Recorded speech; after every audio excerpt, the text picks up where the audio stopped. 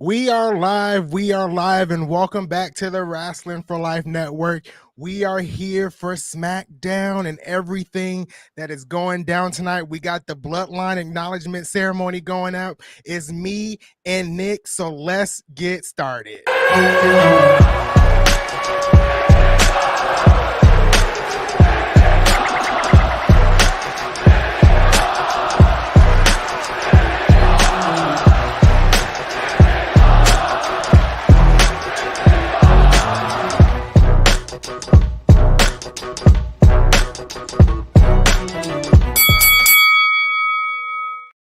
Like I said, welcome back to the Wrestling for Life Network. We are here for your SmackDown coverage.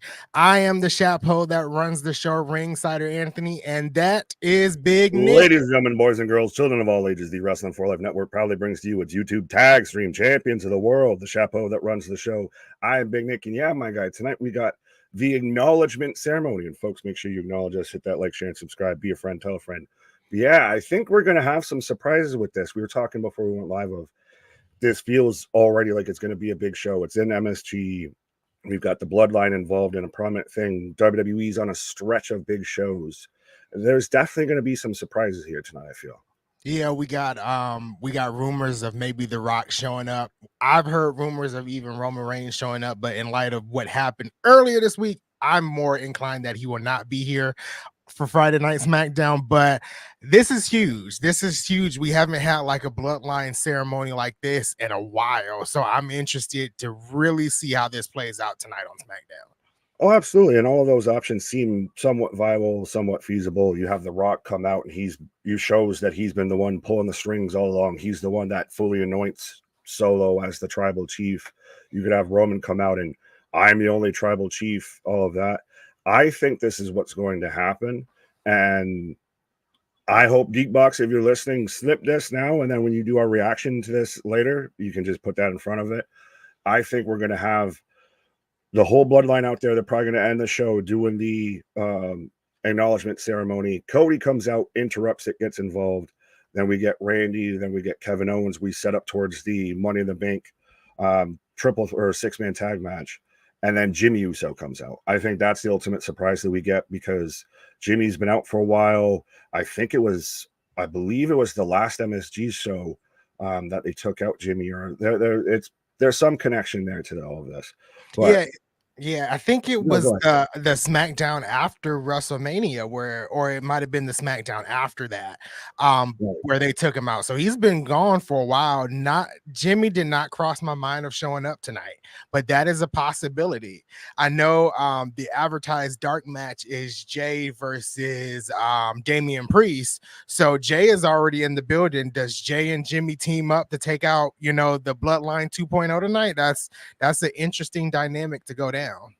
I don't know if we go fully into Jimmy and Jay team up again because there's still got to be a whole thing. I even think that you could very much have Cody Rhodes out there playing peace treaty officer and everything like that of trying to unite the brothers. But yeah, I think Jimmy shows up to even the odds here tonight because I don't think we're going to get Roman this soon. Dwayne's a huge thing. If it was The Rock, then we've already jumped this 10 levels ahead than I thought we were. Go ahead.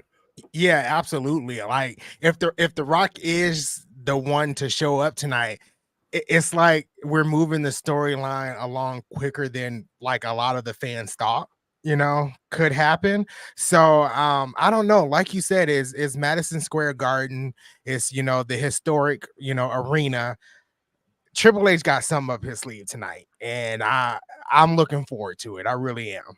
Oh, absolutely. And they've done the smaller set and everything like that. And now Cody Rhodes actually gets to walk out and hold up the championship just like his daddy did in MSG. So he's come full circle with that because we're going to get Cody tonight as well. We've got 3 Money in the Bank qualifying matches as well, which I think they're kind of predictable as to who's going to win and everything like that. We've got Tiffany Stratton, Jade, and Candice LeRae going out. I think Tiffany wins that one.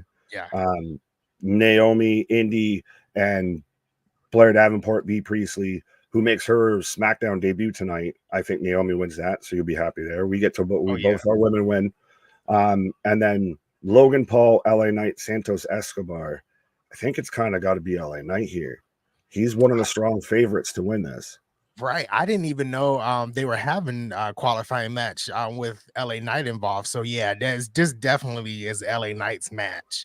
I feel like this is his one to win, and to win that briefcase at Money in the Bank. But I know a lot of people have their high hopes on Jey Uso as well winning. Well, when you put him on a poster, it kind of halfway gives it away. But then who does he cash in on? Priest? Right. I'm guessing it would be Priest. That he would potentially cash in on. We'll see. But we've also got to see what's the response going to be after Jacob showed up last week and everything like that, to where that's how we ended the show last week, of Jacob just destroying everybody and the Bloodline walking off. Yeah, and then a lot of people peeped this, but Tonga Loa didn't look happy that Jacob Fatu was there. He had a little side eye and was a little slow throwing up the ones close to the end of SmackDown. So I don't know. We got to play into that a little bit as well. I think we're maybe a little halfway nitpicking a bit. I don't know if we're already going to start having tension that way here, because we could still end up getting Zilla Fatu at some point. I know he's on GCW tonight, but we could still end up getting Zilla too as well. Yeah, that's true. And I don't know if it's more of tension, but it was the way it played off was like, to me, it was like Tonga Loa was like, I think you might be taking the spot that was meant for me. But I don't know. That's kind of what I got out of it, but nothing like it's going to be a breakup or anything. It was just like, why didn't I know about this beforehand? That's what it kind of gave me. Fair. Well, he's not the tribal chief. I'm interested to see what's going to happen with Paul Heyman after. I got you. Hi, from parts unknown. Hi, indeed. Hi.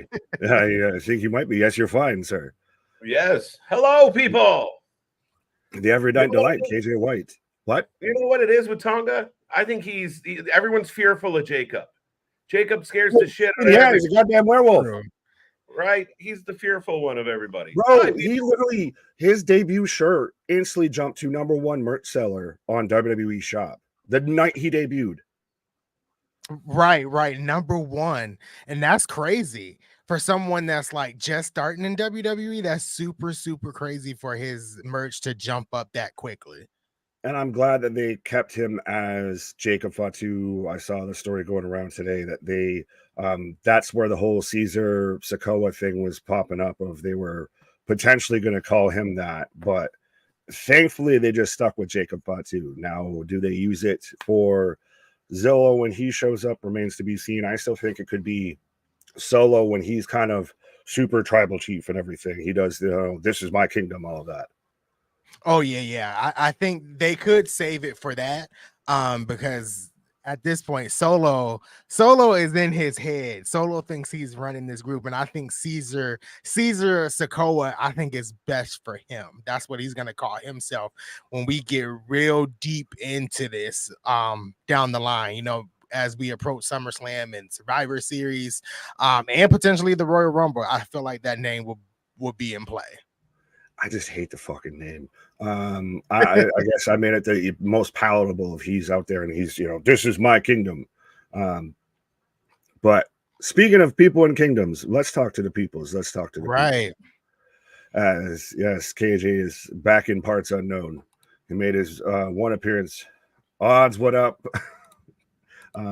Kevin, what up? Damien, leader of the Hopium tribe, looking forward to Jade versus Candice versus Tiffany.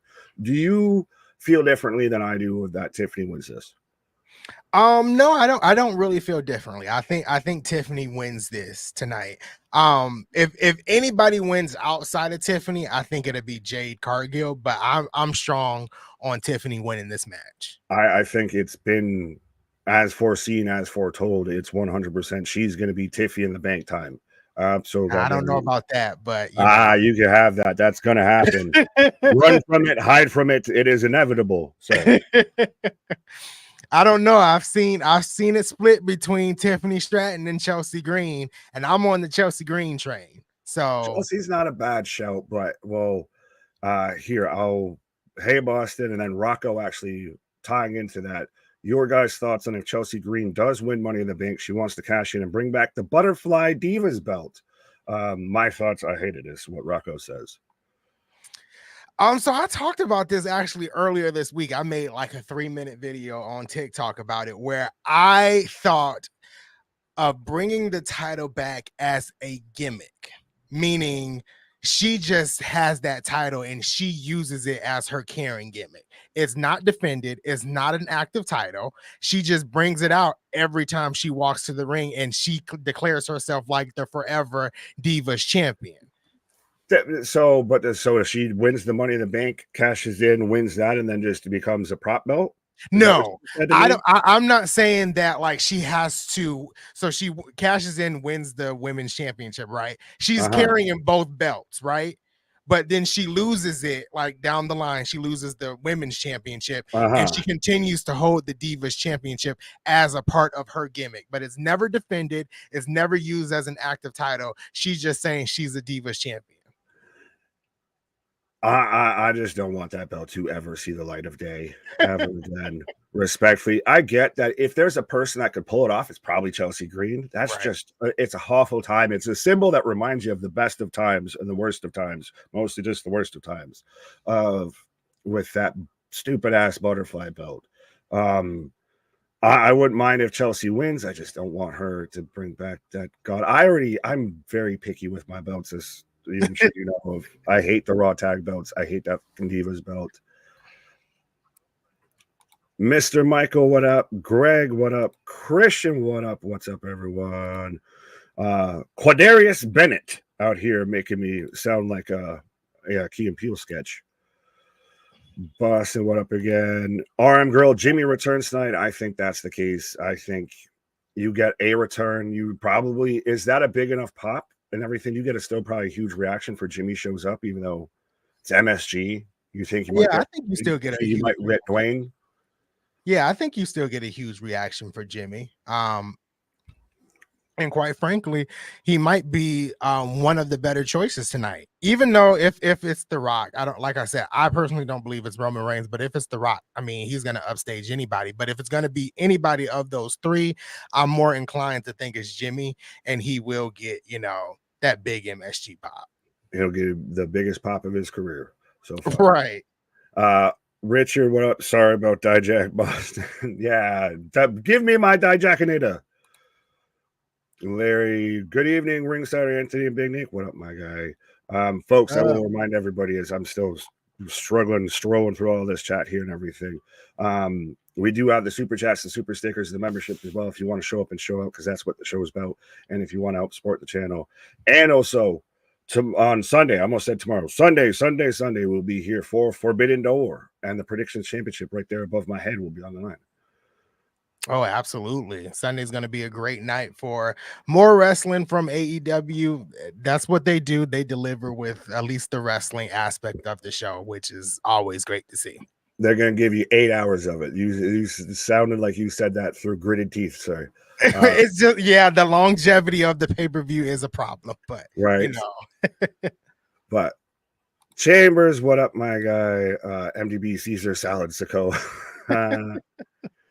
It's a party. It's a party. Mr. Michael, Jacob backstage, drinking, smoking cigarettes, so old school. I love it. I would not be surprised, my guy.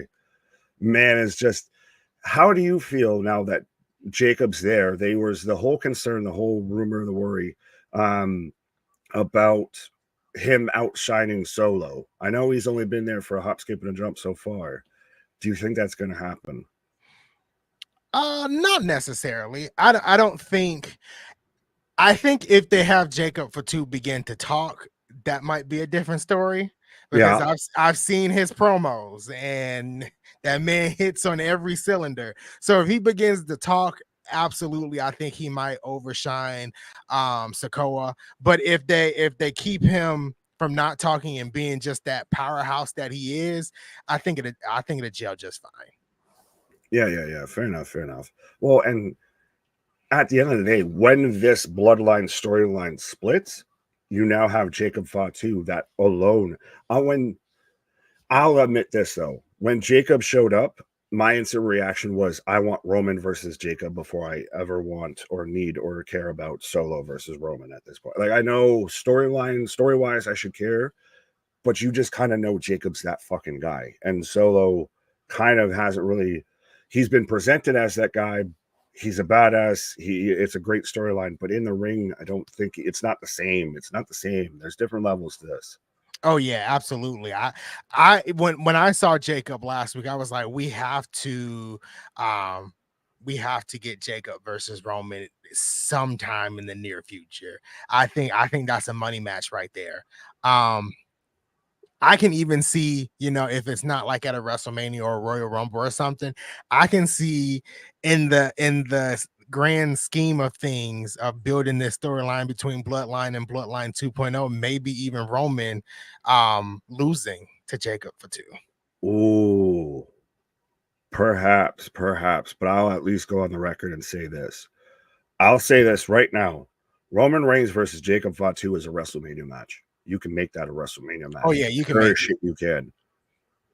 Yeah, you can definitely make it a WrestleMania match. This is why, and I guess I'm gonna bring in the Netflix deal a little bit. This is why I kind of wanted the Bloodline to be on Raw, because of how they can kind of just go at it. Jacob unfiltered. Oh my god.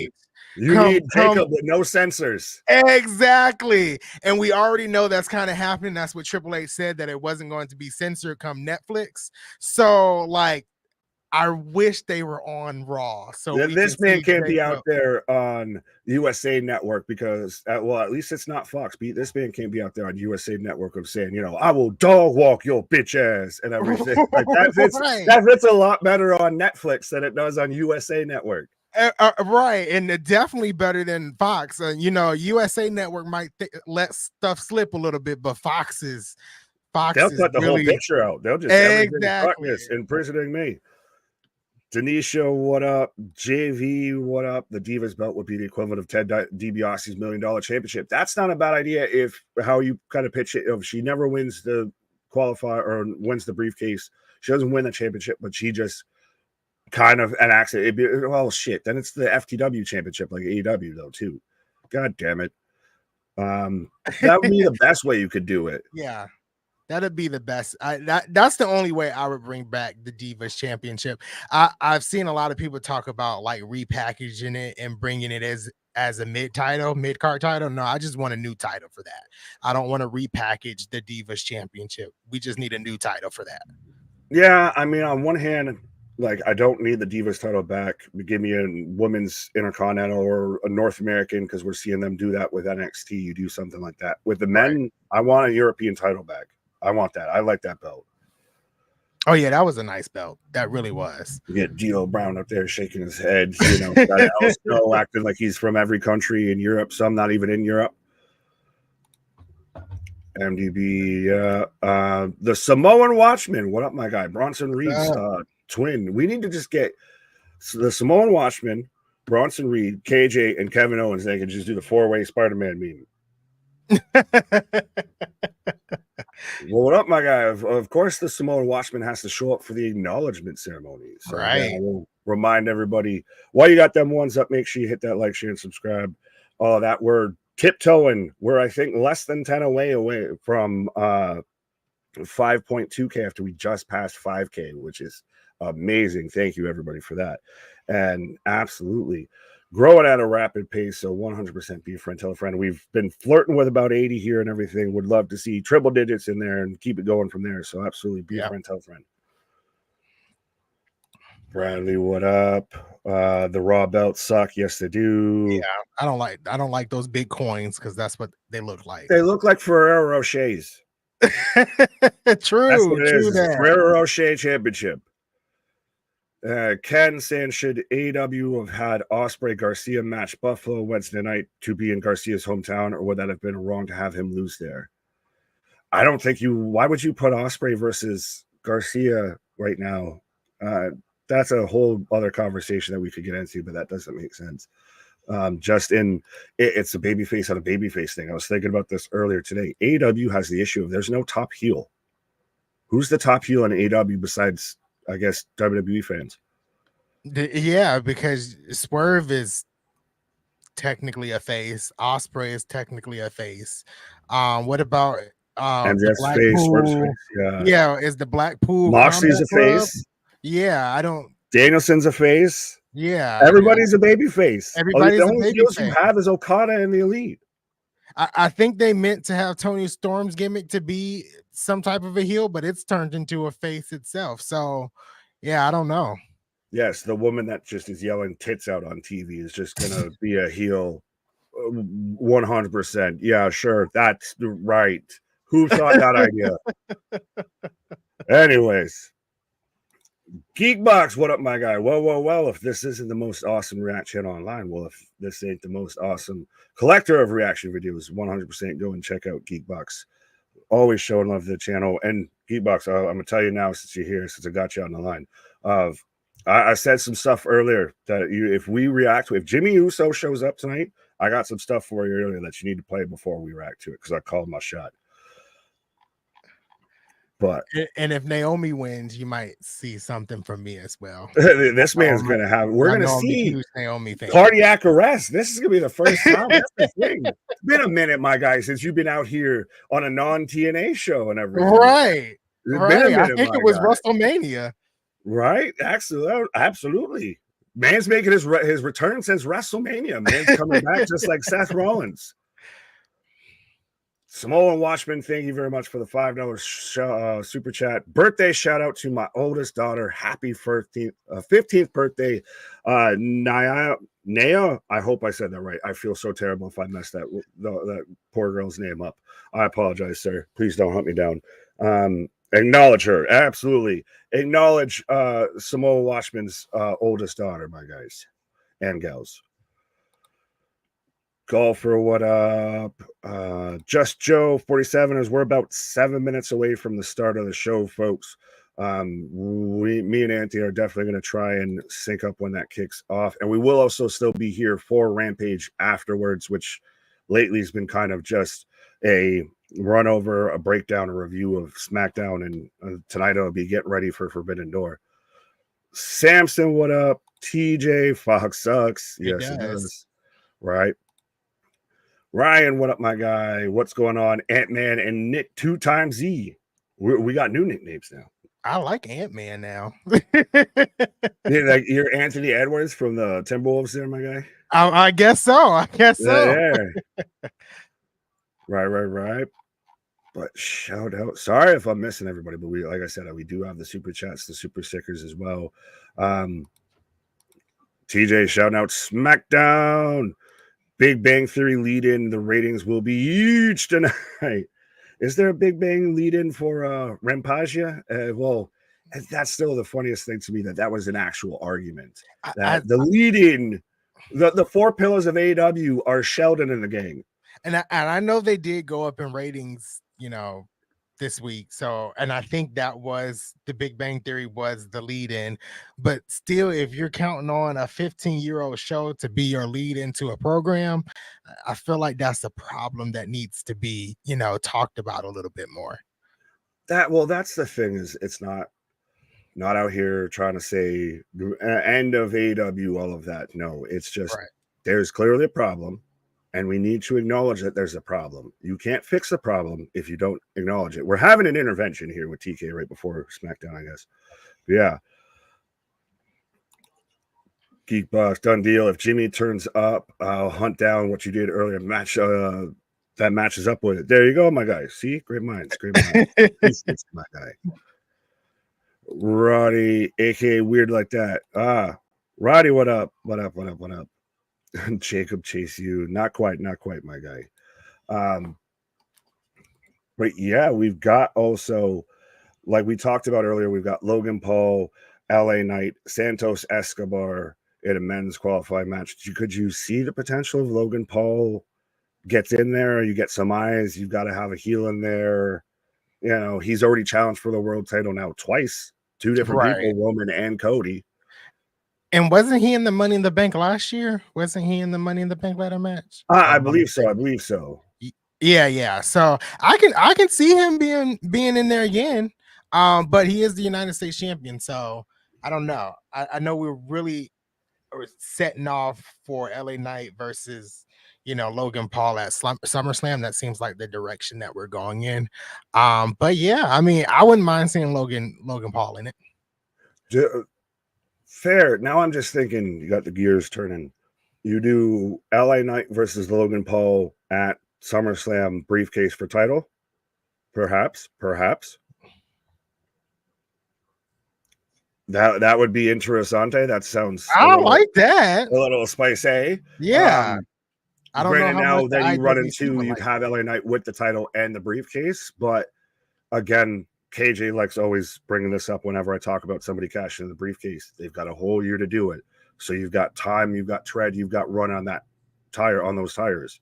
And that's one thing I hope Triple H sticks to, because last year, Io Sky did hold it until SummerSlam. I was there live to see her cash in, the greatest moment I've seen live in person. And then we had Damian Priest do it at WrestleMania. So I hope he sticks to those guns this year and draws out these, cash-ins, because I feel like the anticipation for that grows each and every year. So I'm gonna need Papa H to stick to that. You don't want any cash in that night? No, I thought it was cool the first couple of times around, especially with the women, because Alexa Bliss did it in the same night. That was like a cool moment. Bailey did it in the same night, but I think we need to get past that and have it held for a minute. It kind of just works when you don't have existing feuds. I feel a little bit, and everything kind of has existing feuds. Like most of the time, you see that when a feud's wrapping up and there's nothing else continuing around that, so you use it to jump everything. Oh yeah, absolutely. There's so much going on with both world titles right now. I don't think, or at least the men's, that you could do it same night. Women's, it would only be SmackDown, and it'd be Bailey. That would be the only case that I could see that being a potential. Like if you do, because respectfully, what's Bailey kind of got going right now currently on SmackDown? She doesn't have much. Right. I think they're kind of saving the start of the Nia Jax feud until we get a little bit closer to SummerSlam. I think you started. I think I'm gonna say if Bailey is on the card on Money in the Bank, it's gonna be a bad sign that she's probably gonna lose the belt to whoever wins the Money in the Bank briefcase that night. I think you'll get that big reaction and everything with that, because I think you'll have like Tiffany go over Bailey that night. Oh, because you're gung ho. Well, I don't have any personal investment in this, sir. No partial bias here at all. But I do think that, again, like I said, of most of the time when you use something like that, it's because there's no other feud going around there, or there's no other olive branch, there's no pathway to go beyond this. So you do it as the big surprise pop to start something.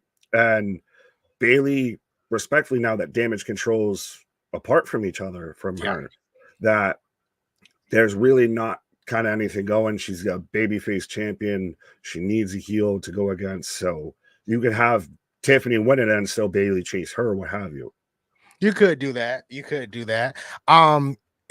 We can even have a potential where, when it comes to the WWE Women's Championship, and some people are going to hate what I'm about to say, but you can have let them have it. Where Miss Charlotte Flair returns in some capacity, not at the Money in the Bank pay-per-view, but down the line, if Bailey does hold that title for a lengthy period of time, you can have. I think Bailey versus Charlotte is a WrestleMania match that we could have. Oh, absolutely. You get two of the four horsewomen here. But it is, folks, it is 8 o'clock on the dot, at least Eastern Standard Time here. So me and Anthony will sync up here once I get the start of the show here, because I got a BrandSmart commercial, so I got fucking patio shit and everything because I'm watching on YouTube TV. But I see 80 people kicking it with us, so 100% right at 8 o'clock we got 80 people kicking it with us. Let's see if by 10 o'clock we don't have 1,000 people in here kicking it with us, or at least I have been. I am getting close. I just got then, so you might have to hold up for half a second. I got now. Where are you at, sir? It forever. It won't go any further. I paused it. No. I might have to restart it. I have to restart the whole app. It crashed. Oh no. Well, I'll let everybody know while you get there. We'll sync up, my guy. But we are kicking off with Friday Night Smackdown, a feel good Friday night from MSG, Madison Square Garden, New York. The city's so nice they named it All right, twice. I got the image of the city. There we go. I got the big marquee there on MSG with the crowd shot out front of it. I got that too. So we're perfect. Good. We're in simpatico. We're synced up. So 100%, you know where we're at if you want to sync up with us. If not, if you're ahead of us, no spoilers. If you're behind us, sorry about the spoilers. But 100%, it's a feel good Friday night. We got Friday Night Smackdown. Yeah, and they're advertising right now the triple threat qualifying match for the men with LA Knight, Logan Paul, and Santos Escobar. Logan Paul with the night shirt of him punching out LA Knight. Right. As Jay coming out here looking like a boss. And well, this is really, I believe this is the first time we've seen her in action since Clash, where we had rope gate. Oh yeah, we had that little rope slip that everybody made a big deal about, but you know, I liked Bianca at the when they're going up the ramp of telling her keep your head up, all of that. Oh yeah, that was cool to see, you know. Right. Man, MSG looks packed tonight. Well, that's the thing. They're running the smaller set, the smaller stage and everything, so they can pack this motherfucker out. This is the Mecca. This is the home. This is the Daily's place to AEW is MSG to WWE. Exactly. Oh, we got a video package of Solo and Paul Heyman in the Bloodline. Well, there's clearly this whole tension building up of you had Paul Heyman last week of saying, take me with you. And Solo's out here just, it's so funny because Roman seemed like the ultimate badass. He was Thanos out here, but now he seems like he was the merciful leader. He had a protection clause on CM Punk because he meant so much to the wise man. He never talked down or made Paul feel threatened like the way Solo and the Bloodline does now. The man's turning gray out here before our very own eyes. Man, he was pleading with CM Punk last week, like, take me away.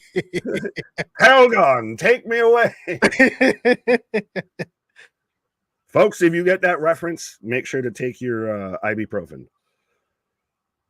We're getting a replay of last week to where we had Cody and RKO kind of eyeing down Solo, who then just starts laughing as Jacob shows up and just decimates everyone.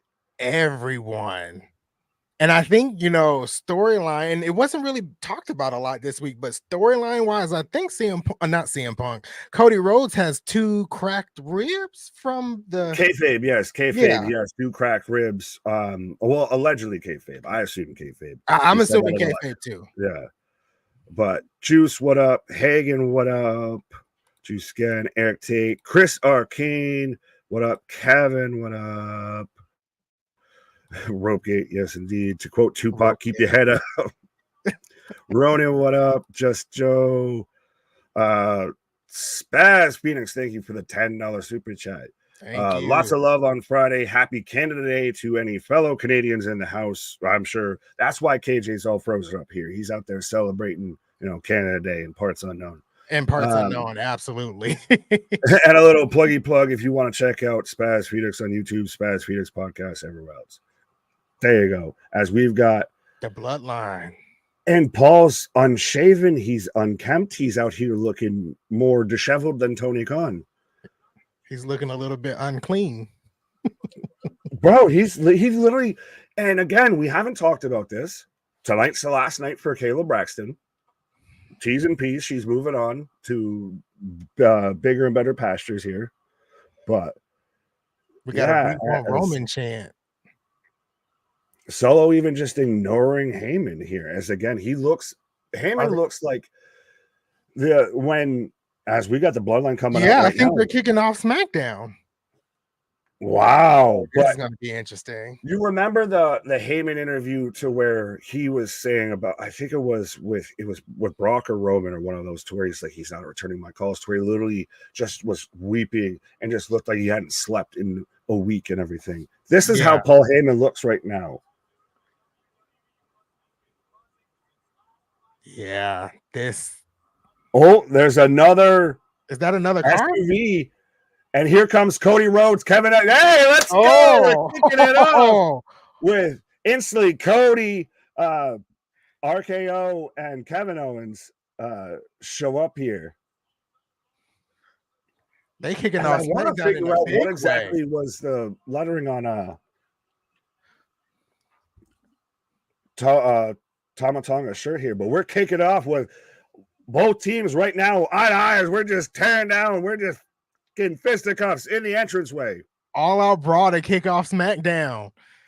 Let's go. This is how you kick it off, get moving and grooving. TJ Hook, thank you. 1 full year with the Wrestling for Life Network. You get a 2 sweet, my guy. Appreciate you. Kyle, Nick, do you think Cody could introduce the title design? Well, I thought we were going to do after Mania. We're going to get the Winged Eagle belt, but everybody's just getting going at it. We've got Tonga Loa and Kevin Owens fighting just off the side of the ramp. If he's just throwing equipment fucking cases at this man. Yeah, it looks like Randy and Tama Tonga are going at it. Sorry. Oh no, I interrupted you. Everybody's just going at it. You can't even follow the action. Right. The shirts, I love it. Yes. We got chaos in the house in New York. Yeah, this is just a regular Friday night in New York City. Right. They just start off with a brawl. Oh, right? You got Kevin Owens in the audience. Oh, he's about to just can swanton onto this man. Oh my God. Kevin Owens is up on the balcony. Swanton bomb! Air Canada. This is how you kick off Kevin SmackDown. Owens on a Tonga Loa on the outside, just through a table, straight out of the concrete. As we've got now Randy Orton and Cody Rhodes holding court in the ring. As now here comes Nick Aldis and the security squad. Yep, Aldis and everybody, all the security. This is how you kick off SmackDown. Was Jacob involved in that though? No, he was nowhere involved. Where's Jacob? That's going to be the equalizer here. Where's Jacob? As they're just trying to just usher Solo back. This is just getting started, says Corey Graves. Yeah, so it was 3-on-3. There was no Jacob. No Jacob. Interessante. As we go instantly to commercial break, as we've got security breaking everything up. So, folks, that is how you kick off a goddamn show. Man, I got chills a little bit. I wasn't expecting anything like that to kick off SmackDown. Like that, straight like the Rock. Oh, the NXT jobbers. Hey, the quickest way to become a world champion in WWE is to be a security guard at some point. Right. Nah, Dale tonight. What? So Jacob's taking Owens out tonight. That's the thing, that's an interesting part of where is Jacob. Right. And isn't Jacob a part of the match that's going down at Money in the Bank? Isn't he a part of that? No, because Canada. You don't even have to say it. I thought he was. Nah, my guy. So that's why you gotta, if you're gonna build to him being involved, you gotta do it now. You gotta do it tonight, because next week is in Canada, and then so is the pay-per-view. So if you're gonna have Jacob involved, he has to be involved tonight. Okay. Do you think? And I know we don't know like the schedule, down the line, other than SummerSlam and what is the other one in Germany, Bash at Berlin. Do you think with Jacob being involved, does it hinder the storyline just a tad bit when they go overseas?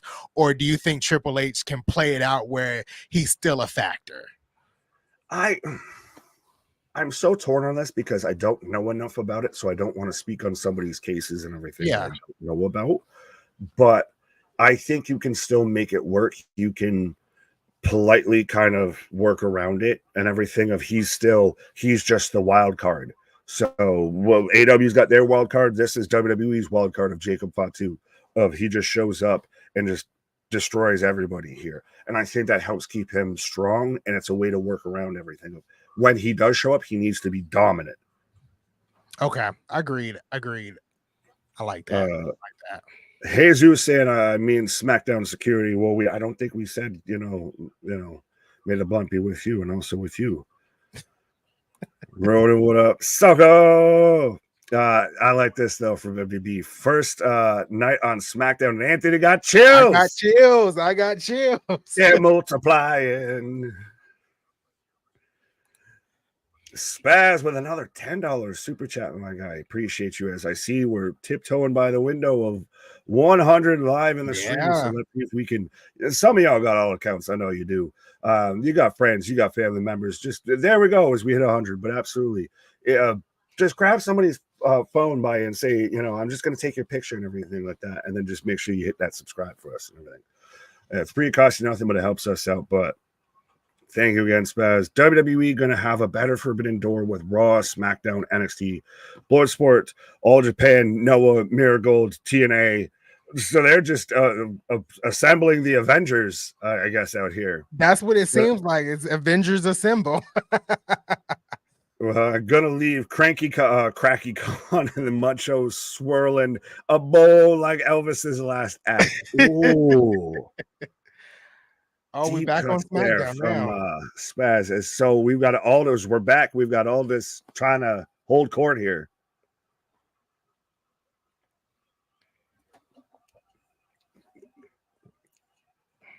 Glad to see that they're employing the local independent scene. I do wonder if Solo was meant to be crazy and scared Roman when Roman's injury ended it. I wonder if they'll redo that story with Jacob eventually scaring Solo being a wild card. Fair, or if he starts to just look at it, do like with Solo and starts eyeing that kind of ceremonial lay and everything like that too. Yeah. Oh, this man's about to RKO. Oh, this man just straight went tasered. Like he just got tasered. Now taking out security. Right. Will someone give someone a damn mic? I mean, I did hear what Cody Rhodes said. Cody Rhodes said we need to settle this tonight. I did hear Cody Rhodes say that. This is just interesting. But again, it goes to say that lately everything from WWE is just kind of cooking. It's all got you paying attention. I like Crossroads, they're popping. That's how you know you're a big baby face, when you're popping for taking out security. Like that's supposed to be the heel thing to do. This is somewhat, if anybody watched TNA last night, this is somewhat how TNA started. Oh, we got a mic. Grace took out all the security last night. So I'm loving this. Well, she's goddamn juggernaut. Right. Beef Squatch, babyface Cody attacking security. Yes. John C. What up? Absolutely. Kevin Owens. Here we go. You thought we were gonna wait till Money in the Bank?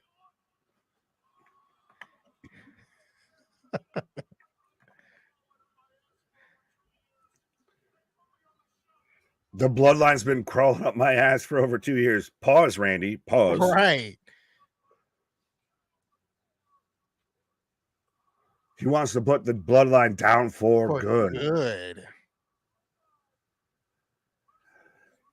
Is the bloodline the WWE equivalent to the NWO? I think so. I think that's fair. A fair statement. I think so. They're up there in one of those top factions like that and everything. I know it's all family related, and that's part of what makes it work and everything. But they've just been, again, Randy even points out, they've been dominant for 2 years. 2 years. And are still cooking. Still cooking. Oh. God damn, Cody's getting everybody over. Right. Cody is fired up. Well, he already looks like some WCW territory shit. He's already out here with the shirt unbuttoned and everything. He's like Ric Flair. Woo! Woo! Chair, what up? Corey, I'm sorry, but R&B security from WCW would have had order restored to these guys are bumps. Where's what was it? Ralphus. Chris Jericho's personal security guard, he would have had this shit handled in no time. Right. Cody Rhodes is talking about how he should have been defending his title tonight. No one's stopping you, motherfucker. Right. Who's stopping you? Management. No, that's not the Bloodline's fault. Right. Oh, now here comes Nick Aldis with NYPD. NYPD Blue coming out here. Dum dum, let's all go to court now. Dum dum, let's go make some law, yeah.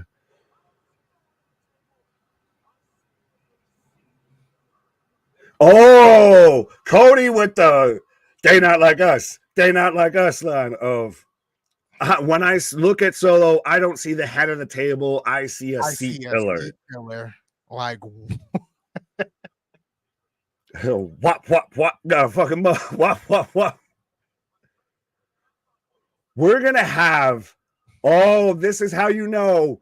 This is so Attitude Era. If these we've got NYPD out here walking away the baby faces because they fucked up the heels because the general manager's not involved. This is literally, I can picture in my fucking mind's eye of times that this has happened in fucking the Attitude Era and everything because they took out security guards and everything. They've committed assault. So now you've got NYPD out here because they're causing such a ruckus. This is fucking good, man. This is real good. This is real good. I don't even know how you top this, and we still have like an hour and 15 minutes left. Oh, we're gonna touch back on this. Hour and 45 minutes. I'm already predicting to where they've hijacked a cop car or something, or they're breaking out of jail. This is gonna go all getting heist movie here. But folks, let us know, as I've got 104 people kicking over us right now. Let us know how you're feeling about Friday Night Smackdown. Only still in the first 20 minutes. That was only 20 minutes of the show, my guy. And I feel like I need a cigarette after this. But god damn, was that good? Was that entertaining? That was real good. And the next thing we have up is your girl Tiffany Stratton, Jade Cargill, and this is just going to be called the Cardiac Corner with Anthony and Nick, because this, I feel, is just going to be constantly keeping us in palpitations. We're going to be out here. Elizabeth, I'm coming. But yeah, as we're getting an advertisement, we're in commercial break number 2, as we were bringing up how we've got Post Malone and the Thrashers, etc. in 2K24. I still want to see someone make us in Community Creations on there. I got the game. Cool. That would be cool. Well, I think it was 23 that Boston was out there making. We had like championships and everything like that. Like, I'm pretty sure the prediction championship that is above my head is from creative. I think that was from the 2K23 creative and everything like that. If I'm wrong, KJ is going to just strike me down. Smite me, almighty Slicer. Almighty Canadian Smiter. But yes, I believe that may be the case. As Spaz, thank you. Man's out here got them deep pockets. Yeah, just giving us all I love it. We love it though. We love it. Right. $5 super chat. Every time they bring out a smaller and smaller entrance setup, it's one more for the good guys, while Mud Show can't even feel as a hard cam side. Fair. All right. I see where the narrative is going here with this, but yeah, a little bit. Take it over to another side. Yeah. Right. I mean, there's hope. I want the other side to do good. Yeah. They keep stepping on rakes, my guy. They're Sideshow Bob just stepping out here on rakes and just smacking themselves in the face. But I think just the wrestling industry as a whole is cooking right now. We have Paul Walter Hauser out there at the Emmys shouting out Matt Cardona and fucking GCW and everything like that. Yeah. We've got, for the first time ever, we've got Impact in WWE crossing over. We've got WWE working with other promotions outside of WWE and acknowledging other promotions. So I think this is a wrestling boom. We need to embrace it versus being one of those that in 10 years when it's past, having to look at it through nostalgia and rose-tinted glasses.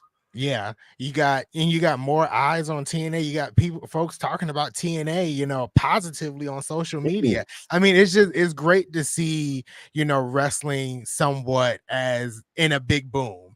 Like I even my brothers and their friends like that used to watch in the Attitude Era, like they're coming back to watch WWE because of how it has changed. So you're getting old eyes to come back on the product as well. So like right now, wrestling is in a boom wherever you're looking at it. Absolutely, and that's what you need, because it's not even just like a WWE exclusive thing, it's pro wrestling as a whole. Right. That we're literally one of the best fucking blockbusters that I remember seeing recently was goddamn Iron Claw. And that's just pure wrestling movie and everything like that. That was talked about, all of that. We've got, like I said, we're bringing up wrestling at the Academy Awards or the Emmys and shit like that. Exactly. And wrestling is just talked about across the board. I saw two things floating around today, and I don't know if they're fully factual, so I'll say that I saw them, and if they weren't factual, I won't own it. To where that we could see Jalen Brunson tonight. Christ, we had Logan Paul out there interviewing Donald Trump, but anyways, we could see Jalen Brunson tonight, and also I guess Bianca Belair opened up or threw out a Royal Rumble spot to Caitlin Clark, I guess, allegedly, supposedly. Wow. Yeah, I didn't hear any of that going on today, but the Twitterverse is a weird place to be, my guy. Absolutely. It's stranger than the multiverse in Marvel. The hunt for hydration. Oh, we're hunting from Prime? Is that what we're running away from Prime? Lexus, what up? Soffit, what up? Live at the historic Madison Square Garden. So Soffit's there. So then just grab everybody's phone that's by you and just make sure they just tune in with them. Just show them this and everything. But that's always cool when somebody's at the show and they tell us that they're watching us or anything like that. Like it's like being like when you go to a NASCAR race or something, you got the strictly one team's audio and your shit and everything like that. We're right. Alternative commentary for Monday Night Raw here. Yeah. We're the commentary because they can't hear the actual commentary. Yeah. We need someone to show up with a wrestling for life sign. That's what we need. We had sign guy at WrestleMania 39. Oh, okay. We have not since had a sign guy wrestling, but 100% we did have sign guy wrestling, and we hooked him and the kiddos up with some Wrestling for Life Network t-shirts. That's cool. Again, so if you go to a wrestling show, especially all the Canadians out there, because I know KJ brings in the Canadian audience. Everybody out there, if you're going to Money in the Bank, if you're going to Forbidden Door, bring a Wrestling for Life Network sign. If you can prove that you got a sign of us in the door and everything, and especially on camera, we'll hook you up, my guy. Absolutely. We got the police escorting Randy Orton and the gang out. Yeah, but see, they didn't leave in cuffs. They just said you got to go on and get. So that means they're gonna go on get, and they're gonna come back later tonight. Right. Lin-Manuel Miranda. Blah blah blah blah. We're getting Broadway stars as we got Tiffany Stratton. My heart beats still. It is Tiffy time. Yes. Absolutely, folks. You can set your watch to it. It is Tiffy time. And it's interesting, too, that now we've got her and Nia Jax paired up. So you can, that's again, too, part of why I think she's going after Bayley. We get that going because Bayley's already had the kind of thing with Nia. So you've got Tiffany out there, the chicken shit heel with her big heavy that's going to just smash everybody with Nia. Well, as long as they don't throw ice on the floor. If they throw ice, that's her kryptonite. Right. You spill a drink, she's going to slide, and be splishing and a splashing.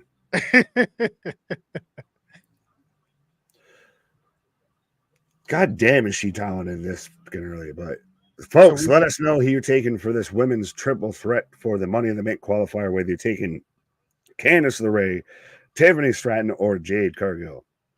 Which I think a lot of people are taking Tiffany Stratton. Just a wee bit. It's Tiffy time. Tiffy is one of the breasts on the roster. No, that's AW where they have the bosom buddies. Stiffy time. Jesus. You know we like being on YouTube, right, folks? Right. We want to stay on YouTube. Tiffy time. It's Tiffy time. Big Naked and absolutely, Jason. As now it's Pixie time. Candice LeRae No, getting a little pop from God made Tiffany Stratton.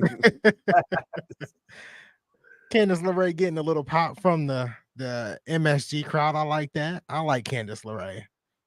Right. Lodgy's saying, "Where's the big guy at?" Which big guy? I mean, I have big in my name. I think that technically makes me the big guy. Are you talking about Ryback? Or are you talking about KJ? KJ is often parts unknown. I think he's talking about KJ. I was going to say, KJ is often parts unknown. He's out there. Right. He's fighting over with Glacier as to who's going to be backstage producer on AEW. I'm sure he's somewhere in the chat. Right. Tiffy time for the win. Tiffy for the win. What are you saying? I thought that was TNA. What? Tiffy for the win. Tiffy, so everybody's going Tiffy time. Yeah, seems like Tiff is the choice here. Oh, we got Jade Cargill coming out, which I think she has like one of the best entrances. Not talking about theme song, but just the presentation of her entrance, like right now in WWE. Oh yeah, like if you're playing a goddamn mobile game or a video game or anything like that, and you choose Storm, motherfucker, you're watching the Jade Cargill entrance. That's what you what you have happening right now. Alexis says Jade for the win. So we got some Jade lovers in here too. I like that. Jade for the win. So Jade wins, Naomi wins. So you have 2 of the, Destiny's Child out there in the women's Money in the Bank qualifying match. Yeah, I don't even think we go that far. I don't think Jade is winning this. I really think it's gonna be Tiffany. If Tiffany doesn't win, I was trying to give you an olive branch and an excuse. He's like, no, that didn't happen. I don't see that. I can't even believe that.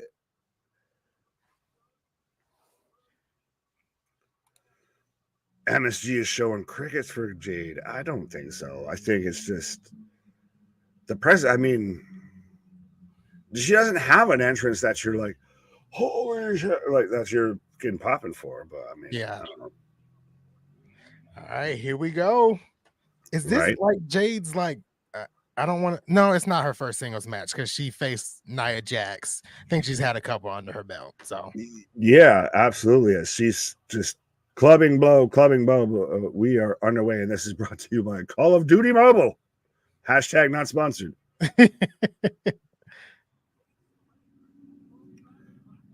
Tiff about to downgrade Storm to a light drizzle. Ooh. Shots fired. Maybe just like from a hurricane to a tropical storm. I don't know. Fair enough. Lee Major said, and then she hits the ring. It's interesting how the narrative on Jade has turned of because she had one slip up, which had multiple slip ups in similar situations on the same show. That the narrative is instantly like you're just waiting to watch this woman, I almost swear, fall, literally and figuratively. Yeah, and it was multiple slip ups. I don't know. I don't really pay attention to all that. I just enjoy what I see, right? Well, I mean, she still is a bit greener than goose shit, but she does enough, and at times they've still managed to keep her looking strong. Yeah. Now, how much she trains beyond this, how much she's evolved beyond this is another thing. But in the ring so far, as long as they keep her looking strong, she looks goddamn impressive. Yeah. As she just dumps Candice on to Tiffany on the outside with a giant getting toss here. As out comes Nia. Oh, Nia Jax. I was about to say for what reason, but they have history, so. Right. What? My screen just went black. Same.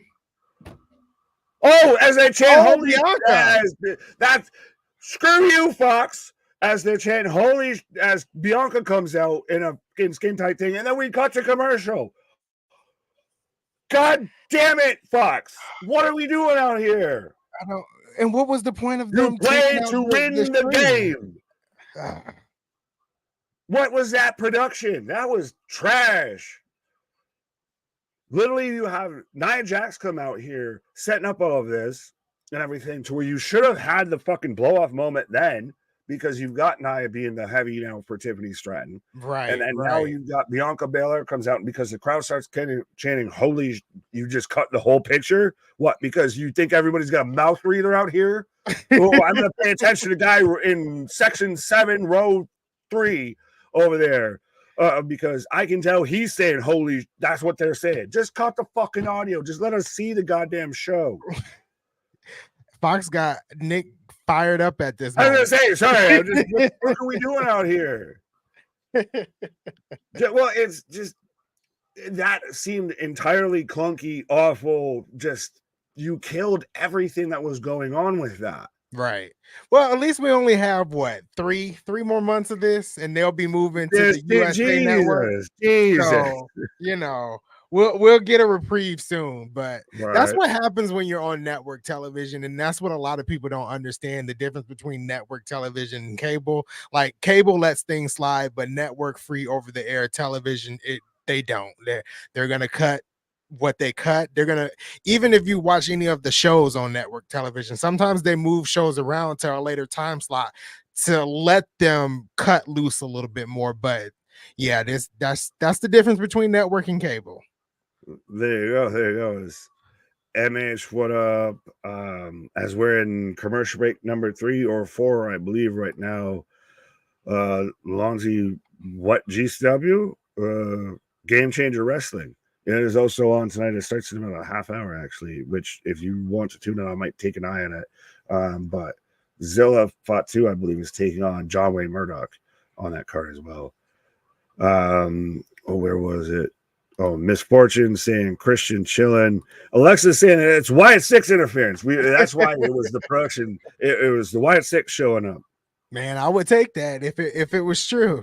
Which I didn't know the Wyatt 6 actually have a Twitter account. Yeah, allegedly have a Twitter account. They do.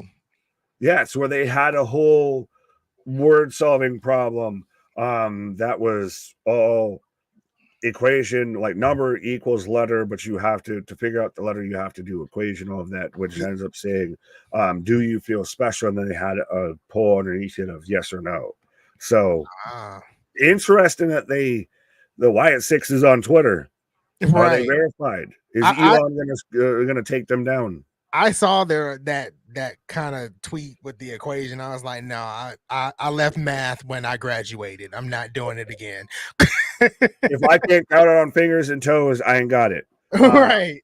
So I just waited until I saw people. I actually saw it once people showed the answer. I had no idea that it was even a thing until they had already. I saw people tweeting out the answer. So I was about to click on the chat, but someone's talking about Nia. We don't do Nia slander over here, especially when I'm on stream. I'm just saying. Nia's my girl. There you go. Respectfully, you put some respect on this one. Right. CM Punk. I feel like I need to say this like Triple H.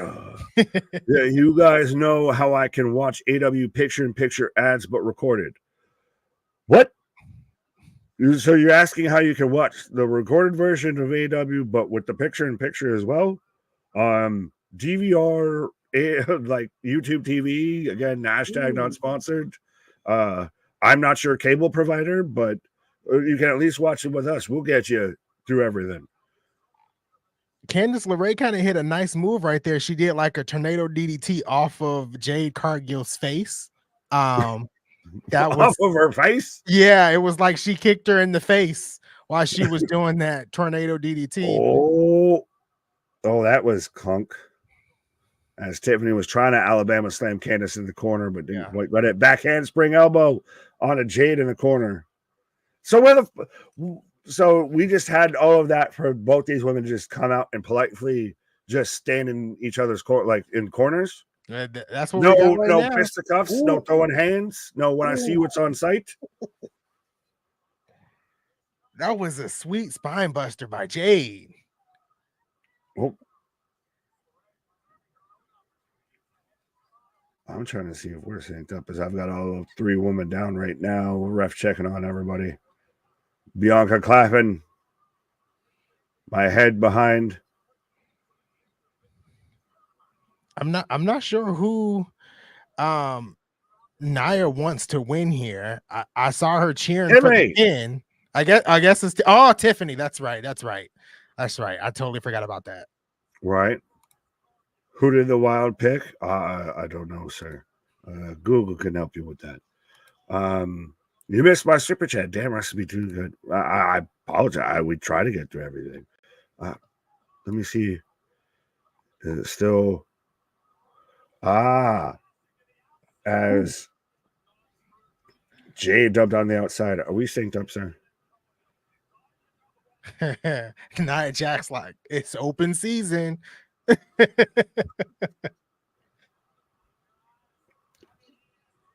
Oh, now we get the interaction. And why are they wearing their Saudi outfits? Of everybody's got so much fucking layers on with this shit.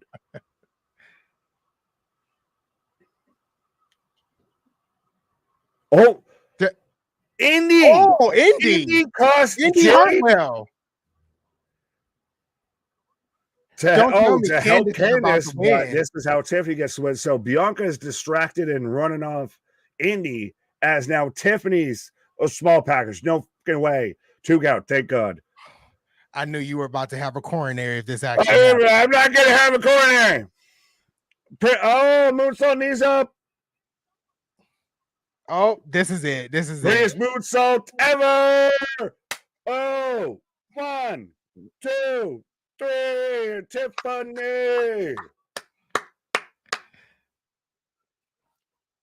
You hear that? It's Tiffany time. It's Tiffany time. So Tiffany Stratton qualifies, and I'm telling you now, it's not a prediction. It's a spoiler. Will win the women's Money in the Bank briefcase. It's a prediction. Nah, my guy. I'm telling you right now, being a wise man, we talked about it. We talked it over, dinner and everything like that. This is 100%. It's not a prediction. It's a spoiler.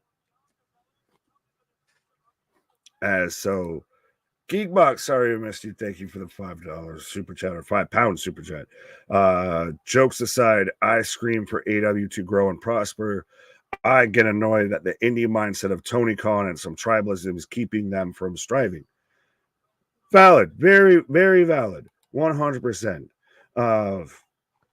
They're their own worst enemy a little bit, and like I said, that's why I joked earlier of I think the top heel in AEW right now is WWE fans or non-AEW fans. Agreed. That's the focus too much. Oh, we got Naomi. Oh, we got Naomi on the screen. I was just trying to respectfully. I was thinking about playing Twister on that whole ring attire there. Of like, I was like, red hand here, blue hand here.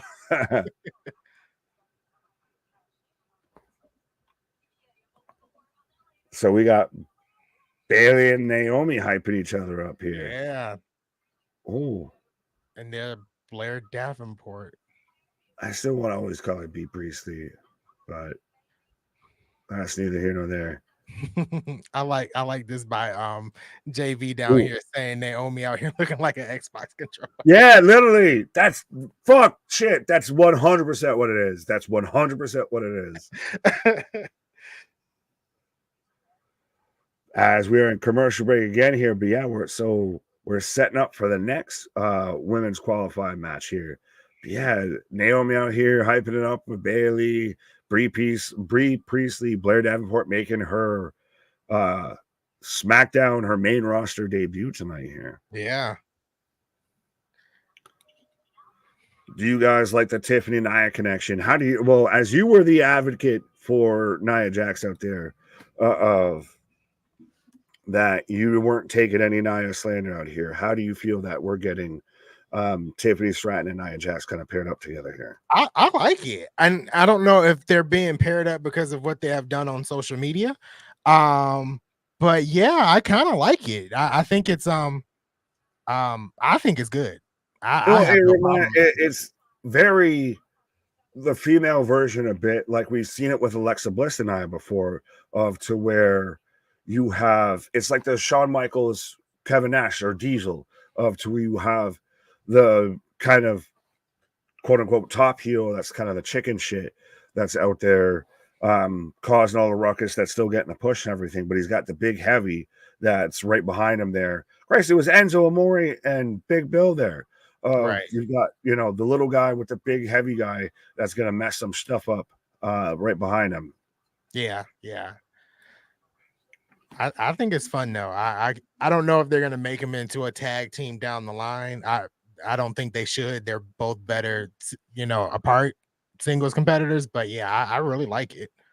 Well, I like it as a pairing, and again, still you kind of need to develop that women's tag division here a little. That's true. A little bit, and especially if you're pairing them up, going at Bianca, Jade, former women's tag title holders. Some argue shouldn't have lost it in Scotland.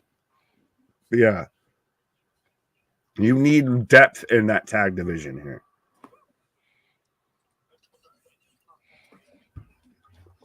No, absolutely. And I think Triple H is trying to build up that tag team division. It's gonna take some time, but you know, I think he's gonna build it up, and by the end, it's gonna look glorious to say. Right. Well, I like this of a Lady B saying, "This is the beginning of the end of Storm and Jubilee." Oh, you put some respect on Jubilee's name. Nah, that was good. But absolutely, my guy.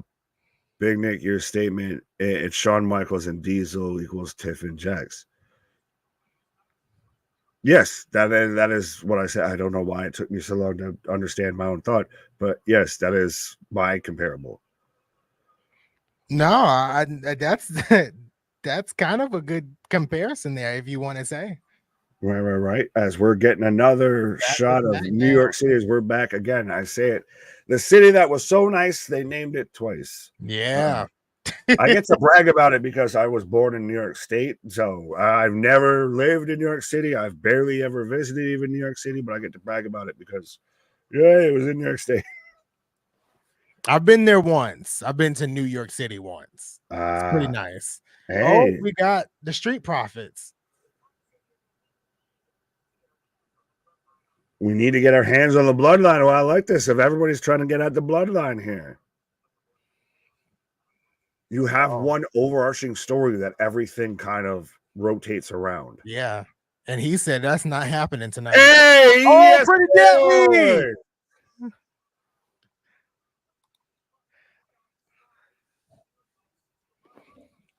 Bro, they're literally looking what they look like Temu Young Bucks with the denim with the fucking tassels and shit.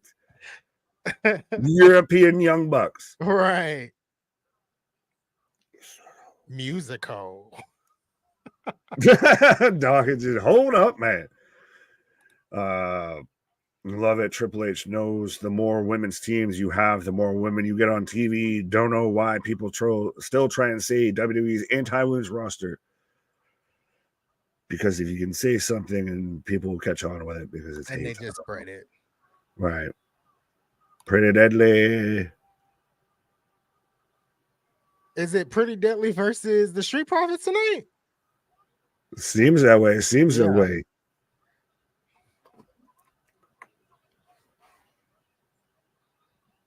I'm glad they're back. I've always been a fan of Pretty Deadly.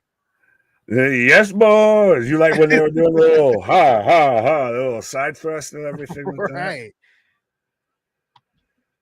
that. Yes, he's got yes, boy.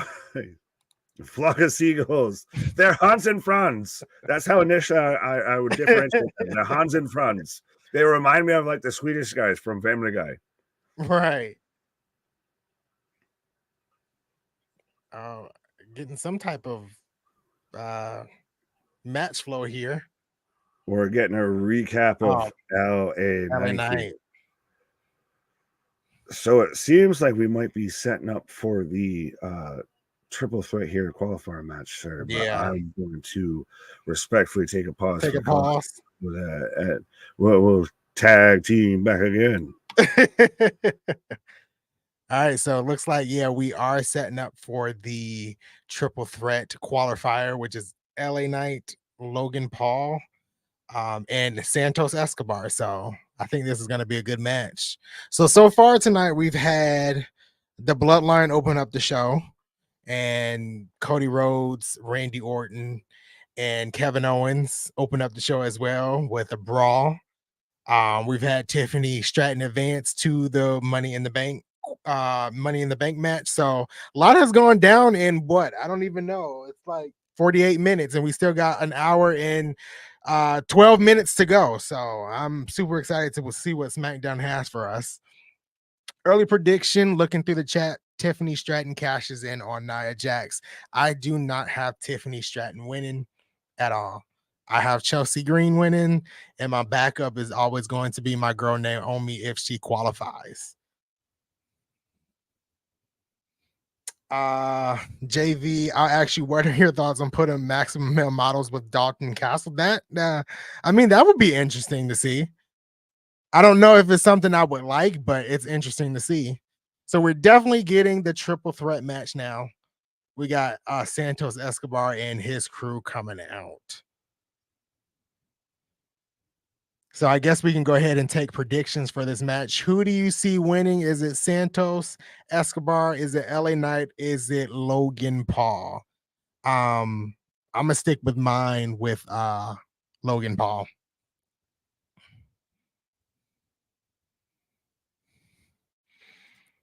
Cody and friends return for the Bloodline. Oh yeah, Cody and friends are returning towards the end of SmackDown.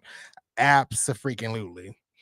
We got Alexis saying Logan Paul for the win. And I also want to point out, it's far up, but Alexis' comment earlier said that this does not guarantee Tiffany Stratton wins Money in the Bank. And I am with you because it's going to be Chelsea Green. We got, hopefully I'm pronouncing your name right, but it's Ronan. Got Logan Paul. We got Santos Escobar by JV from New Jersey, I think it is. Christian saying Logan Paul. So it looks like it's kind of split. We got some Santos Escobar in there as well. I think Santos Escobar is kind of the sleeper in this match. And we got a big pop for LA Knight in the MSG. Thank you, Geekbox. Thank you, Geekbox. I'll be here Wednesday of next week as well. I think I might be here for NXT. MDB would love that. I'm pretty sure. I hate you, Boston. No, MDB. Hulk Hogan not for the win. We don't want that. We don't want that. All right, so we got Jalen Bronson from the New York Knicks here. We got the Stars showing out for SmackDown. All right, get your predictions in. We're close to the start of the match. Like I said, I think we've seen a lot of split between Santos Escobar and LA Knight. I don't think anybody has taken Logan Paul yet. But yeah. MDB. I know you're happy that I'm here for NXT. I know that you're happy here for NXT. That I will be here for NXT. So,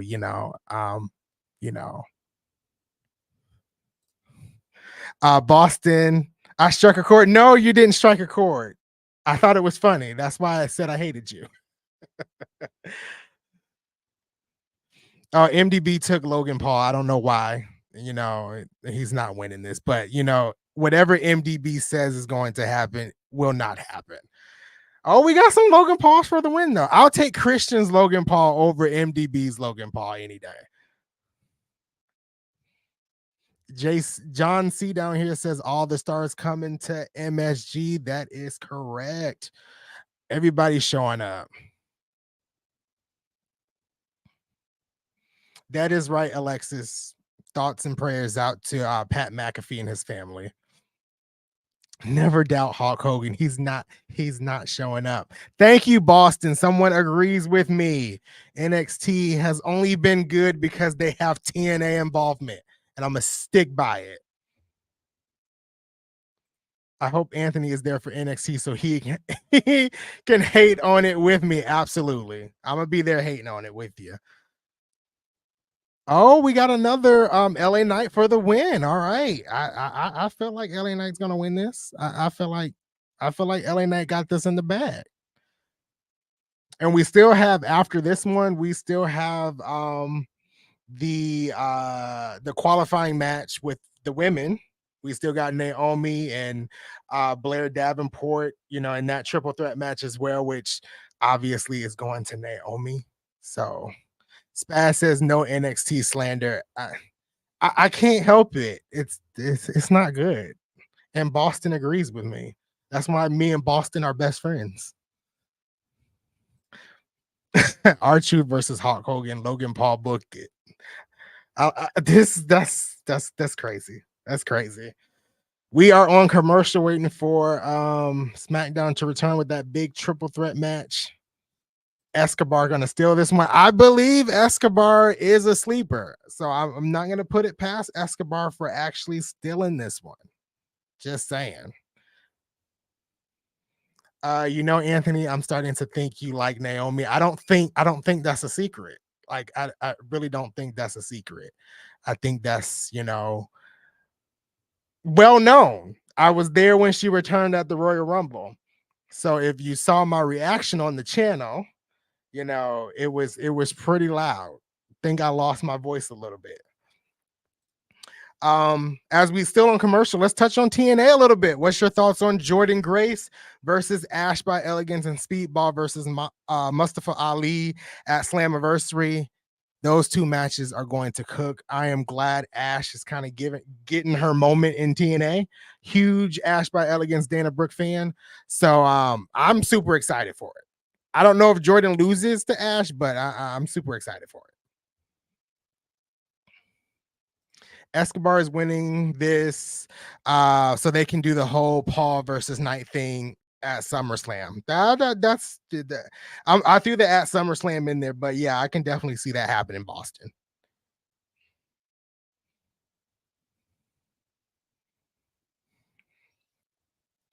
So we got Santos and Blair. So we got Santos.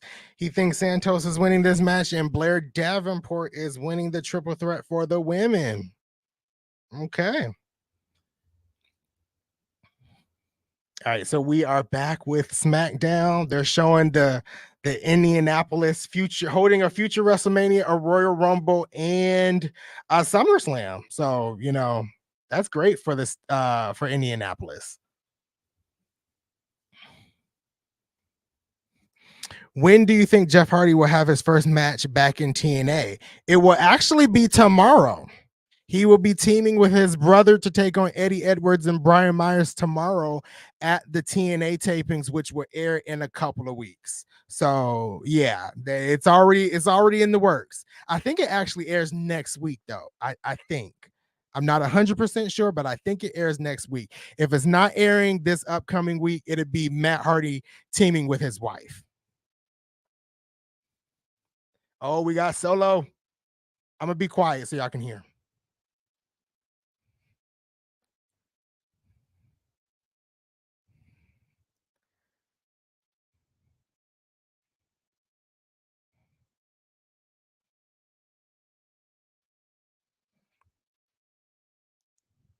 Paul looks terrified.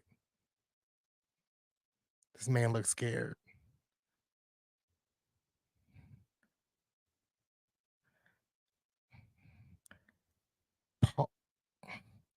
Paul Heyman looks like he hasn't slept, and he just asked where Jacob is.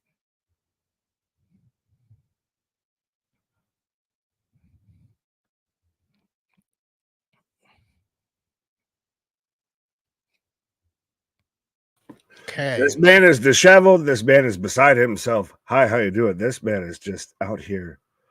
This is the most unkempt I've ever seen Paul Heyman look a day in my life.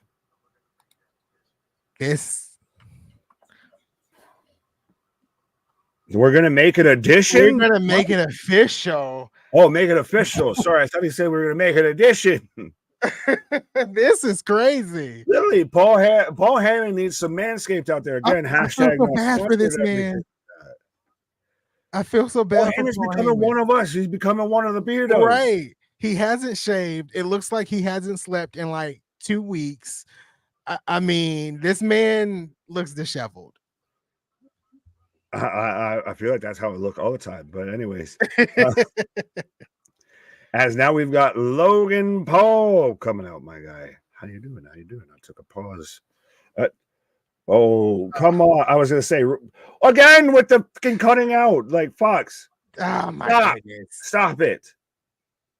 Bad. That's a bad Fox network. I'm going to just get the spray bottle or get the newspaper and just start smacking you. I don't understand. You can show the picture. Like, again, are they afraid to show the picture? Yeah. Like, how is it? Is it that bad that this man's out there? This man's getting nuclear heat that they need to cut this out. This still looks impressive. Oh, and now he's about to talk, and they're probably about to cut it more because the chants are going to come in. Yeah, but this man looks, shout out to boys, he looks like a Homelander, like fucking fanboy here. 100%.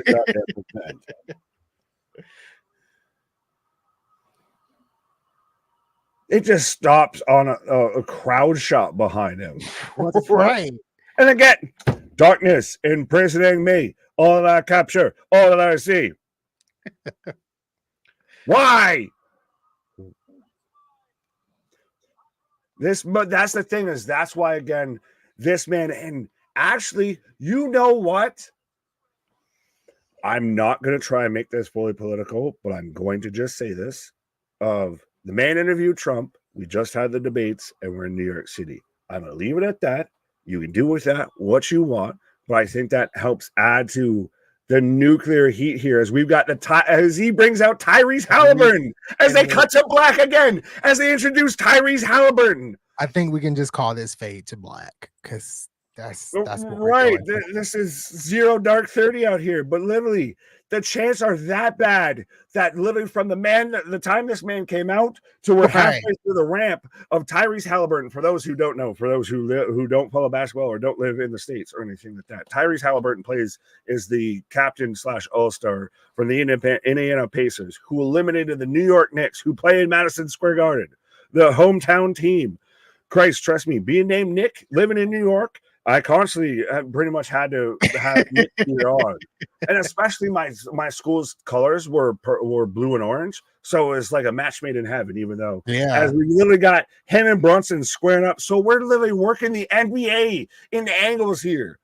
That's how over pro wrestling is. We're working in fucking sports angles. Right. Tyrese 317. I'm like Cartman out here with Scott Tenorman. Oh, your tears, they taste so good. I really think at this point, Santos is taking it. I want LA Knight to win, but I don't know. Why you're going to chat kind of convinced me that Santos was taking this. I don't know. All right, so now do reverse psychology and make sure that the chat makes sure that they hit like, share, and subscribe. They let all their friends know. They spread the good gospel of wrestling out there and everything. Do the reverse psychology on them here, because I think we're still just tiptoeing by the window of 5K after we just hit 5K. Already just insane, my guy. As we are underway of Escobar and Logan, just the two heels teaming up, stomping out LA Knight. 100% Bronson going to do something, Santos, for the win. No, you're going to get Bronson helps LA Knight win. He's going over with a babyface. You're going to get, out here with Jalen Brunson. Yeah. Let me hop to you. Yeah.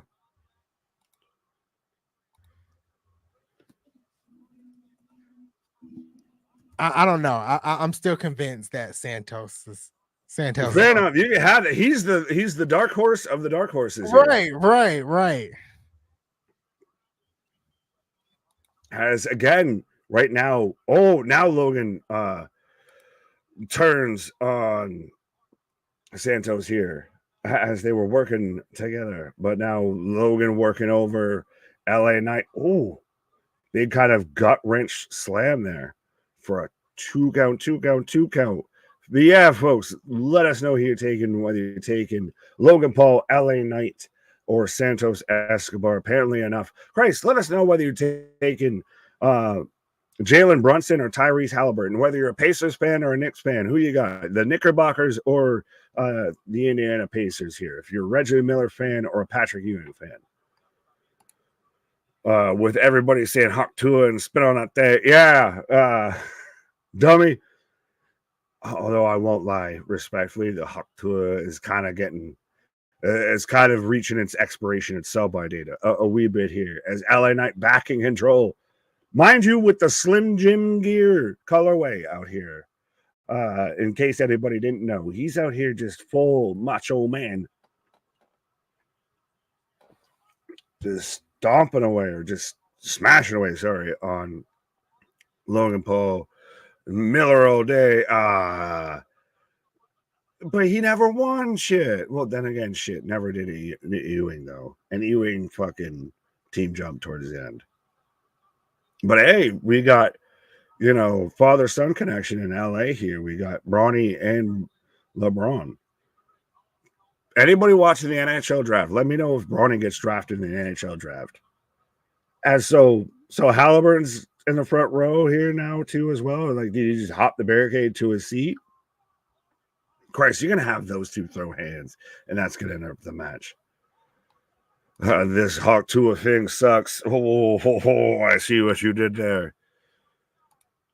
As Escobar takes everybody out, as we're clearly most likely cutting to commercial here, I feel. Yeah, so we don't even get a replay of Escobar. We got a replay of Logan Paul as we cut to commercial break. I think number 4 or 5 here. Katie Tink, is it true that Jacob Batu can't do international shows because of his criminal record? Again, I am not an attorney. I'm just a small town bird lawyer at best, but I believe that that's part of the case of Mans is really in them streets, and I think that's part of what makes him so intimidating, so impressive and everything, and adds to just the overall vibe around him of that. He really be about that. Like, no, he's literally, if New Jack like had his shit together and the slightest of, he's really about that of, yeah, Jacob Batu is a monster, but I don't think that he can travel international. I think he's got to stay domestic. Mr. Michael, I love Bailey because she's constantly plays homage to my favorite wrestler. Homage. Okay, homage, not Omar. Not Omar from The Wire. Homage to my favorite wrestler of all time, Macho Man Randy Savage. Well, fair enough. Well, doesn't Kyrie, though, too, with the elbow drop here? Christ, CM Punk does an elbow drop. Is that just the homage of the elbow drop? Or is it the tassels and everything?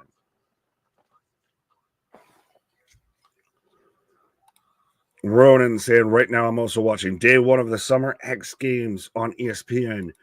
Holy way to date myself. Remember when the X Games used to be like a cool thing? Like, you had to pay attention to who won at the fucking X Games. And now it's still a thing. Holy shit. Thank you, Ronan. I had no idea that was still going on. Where's all my Tony Hawk, Dave Mirra, Metal Militia fans out there? While we wait for commercial, the St. Louis Blues select Adam Gierchik. I hope I said that right, but there you go. So Christian updating us on the NHL draft, as I'm sure half the chat is as well.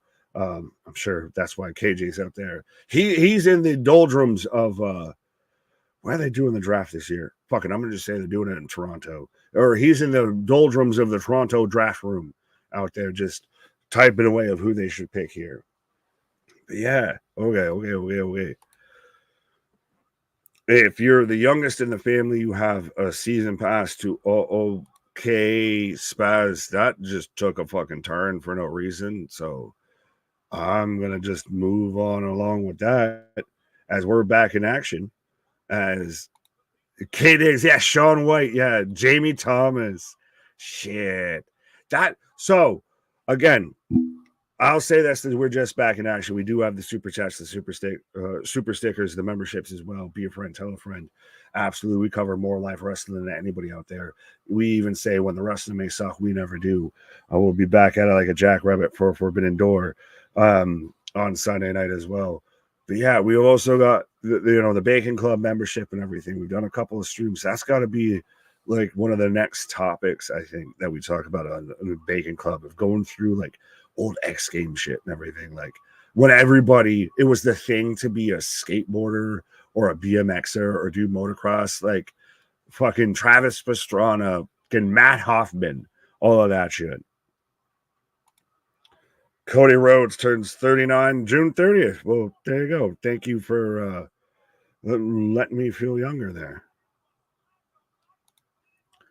LJ from BK is Logan breaks up the pinfall to try and get a pinfall on LA for a 2 count, gets a pinfall on Santos for a 2 count. It's the NFL draft right now. Yes, it is as well. LJ from BK. We've got LJ from BK and we've got JV from NJ. Yes, we do have SmackDown. We will have Rampage, and there is also the NHL draft going on as well. Corey Hart. Oh, yeah, Pink's husband. Dave Metzger, the one that hit the fucking double backflip. Christ, we're going through nostalgia lane out here of way to just tell me that you drank Surge soda. Always wanted to go to Woodward Camp and played fucking Tony Hawk Skater and all that. Rangers got the last pick in the NHL draft. Oh, fair enough. Did they just cut out the audio or is it just me? Like, am I deaf? Have I fully lost my hearing? Okay, now we have the audio back. But they just cut out the audio for a good bit this is a good triple threat in that no one's really leaving the ring of you don't have that big full moment of somebody rolls out the ring and then we just get a singles match for a solid 15 minutes, what have you here. As Santos breaks up LA Knight going for the people's elbow there. Skateboarding was once life. Yeah, fucking Chad Muska, my guy. And Kareem Campbell. Christ, now Air Cost. Now Rodney Mullen. We're just naming people that were on the Tony Hawk games. We're going off tangent here. Yeah. AXT and good SmackDown tonight. Yeah, so far. Hey! Christ is risen. Christ is born. CJ in the fucking chat, my guy. What up? Man's out there not watching Battlehawks games. You managed to make it in the chat here. What up, my guy? CJ. Come on, Rex. Show him Rex Kwanda. Oh. Escobar follows it up with it. Let's go.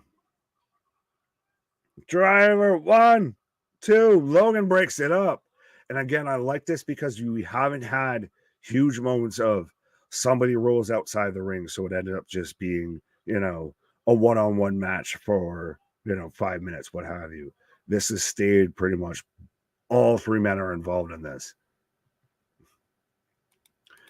I'm upset with them damn Battle Hot. Yeah, well, they didn't even make the finals, Christ. And then the team that beat them just got dog walked. Again, why are we cutting Fox Productions kind of shit tonight, respectfully? We've lost audio again. We've constantly gone in and out. Like, is the crowd cursing that much? Because you don't even see the front couple rows moving. But apparently they need to cut out the audio here. Geekbox saying I used to skate loads. Jeff Raleigh was my idol for my boy. Oh, UK guy, I get it. Andrew Reynolds was California. Again, everybody, the next time we do a Bacon Club, that'll be the thing we talk about. We'll go straight 90s nostalgia of like X Games culture. Swanton Bomb from Logan Paul and LA Knight. 1, 2. 2 cow. Holy sugar honey iced tea. And it would interestingly enough be the second time we've seen a Swanton on TV tonight already, and we're still just barely past the first hour here. He got breast out. Oh, he's trying to get the nuts from Tyrese here. You might be ahead of me there, Ronan. Yeah, so we're sliding the breast nuts, but we're making it super obvious. We're gonna tap on the ring steps to make sure. And here comes Jalen Brunson over the barricade. Yeah, we're getting the NBA involved in pro wrestling, and you gonna tell me that pro wrestling ain't over here?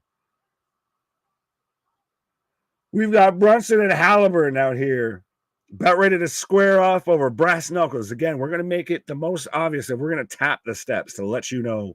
We got it. Yeah, Tyrese and the jorts. I think they both earned goddamn jorts. Oh, distracted and Eskimo with the knees in the corner. But yeah, Halliburton out here looking like, what the fuck, man?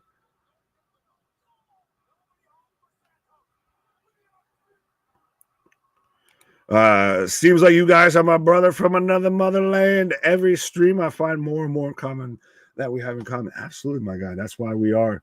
That holds the tights in LA Knight. Gets the 1, 2, 3. Yeah. Interesting that he had to use kind of the heel tactic, use the fuck you advantage and picks up pins.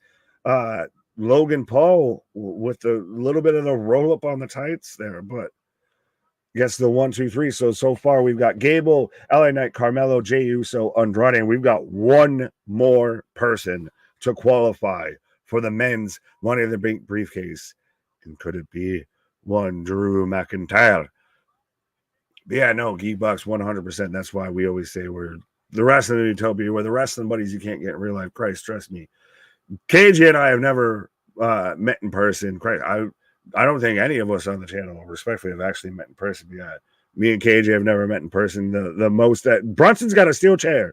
The closest me and KJ have ever been is about an hour and 45 away from each other, and that involved an airport. So yeah. 1 out of 1, I'm stunned. It's WCW all over again. No, sir. No, sir.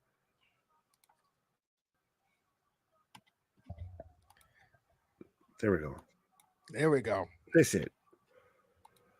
But we're going to get a tag team. And, well, I get what JV's saying of WCW. Why again the darkness?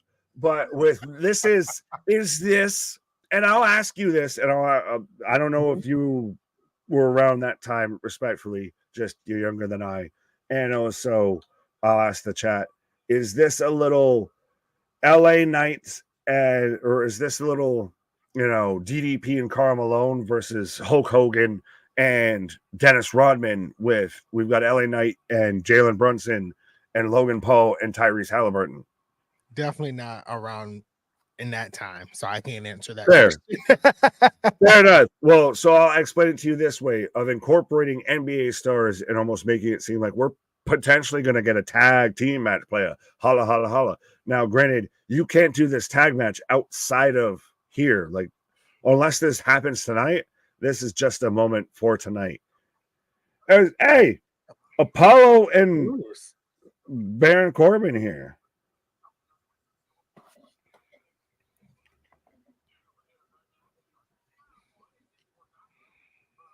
Respectfully, these guys are almost starting to feel like they more should be fucking coaches instead of talent. Like, when are you going to start producing a match, my guy? Not for nothing, but well, and it's interesting because I've heard, and again, Dave Meltzer was the source. So again, good old Tuna probably past his prime as Mel's backstage. Everyone's wearing black. Everyone's darkness. But saying how Dijak was 37 years old, so that was a part of the reason why the WWE didn't want to resign him. But I'm pretty sure up until Carmelo, no one here was really a super spring chicken. Right. And who said that? Meltzer, right. Do we even listen to him? Valid, but I do at least need to let, because I mean, if we did listen to him, then they could have let Finn Balor go because that man is over 40. So I'm like, do we take what he has to say into account? I don't think so. Right. Tyrese 317 shirt because of the time left on the clock with the Knicks and everything. Yeah, MDB darkness, Charlie Murray.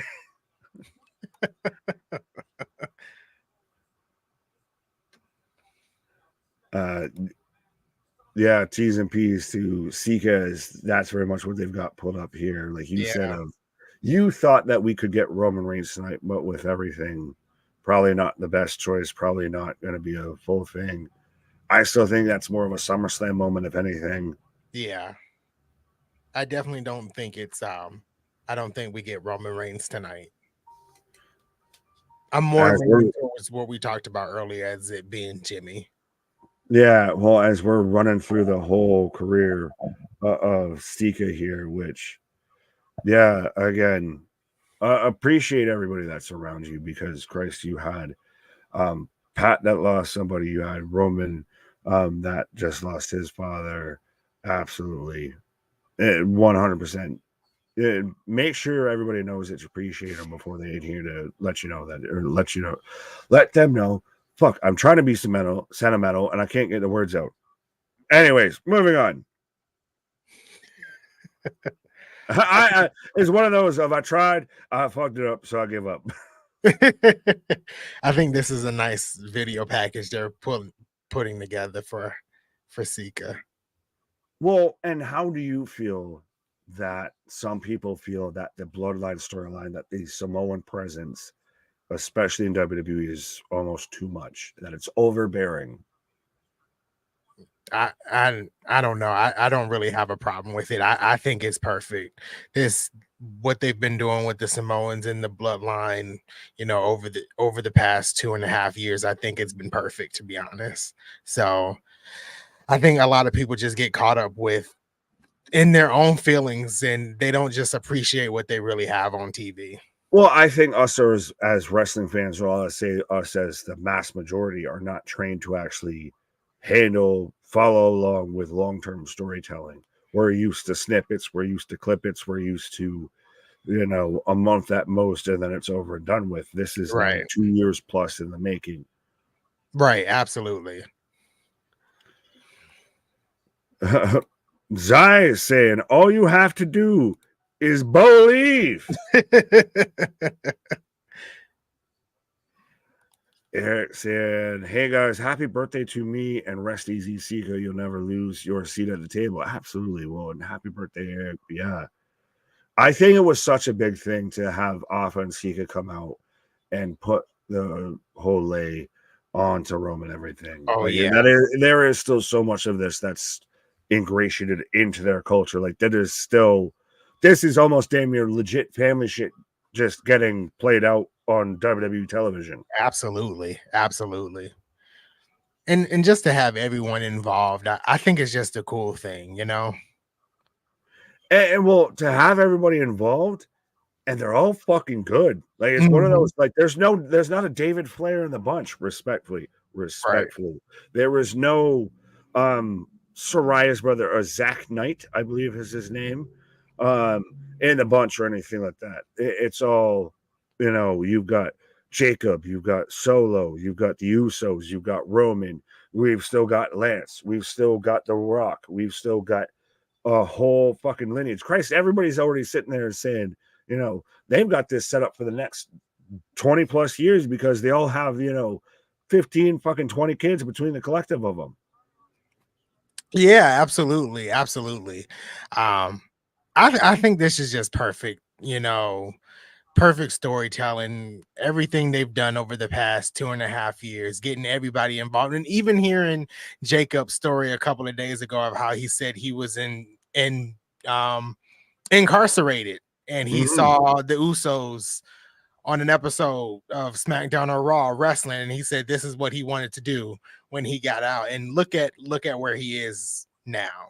So this is just, I think it's great. I really do think it's great. Oh, absolutely. That's the thing, is everybody's fucking talented here, and Jacob's story is just fantastic. Of man going from doing all them things to out here on WWE and smashing out the gate, literally, like we talked about earlier at the start of the show, of out the gate, #1 merch seller. The second he shows up, everybody, shit's flying off the rack here. That shows you the type of presence that these fuckers have, the type of talent that they have. Right. And just from like our chat alone earlier, when the Bloodline kicked off Raw, like where's Jacob? That was, brought up a lot in the chat, and then it kind of was addressed on SmackDown. Like even Paul Heyman brought it up, like, where's Jacob? He's already, he's already a big star in WWE and has had only made one appearance. So like this man is it. Oh yeah, he is that guy, and that's the thing is that's just a family that seems to breed that guy. So I mean, you can't really knock him for genetics. Right. Joe, what up, Geekbox saying, I love the long-term storytelling. I lost interest for a while because of the stories were done after one pay-per-view, so it felt pointless to get invested under Vince. Valid. Yeah. Yeah. Roman is now overly a super babyface right now at this point. The man had a babyface turn, and it was never on camera. Exactly. Man turned babyface at home. And a lot of these folks wanted Roman Reigns gone, and now every week we're getting want Roman chants. So that's saying something, right? Well, it's one of those. It's the second you take the toy away. Mm-hmm. No, that's the toy I wanted. Why did you take that one?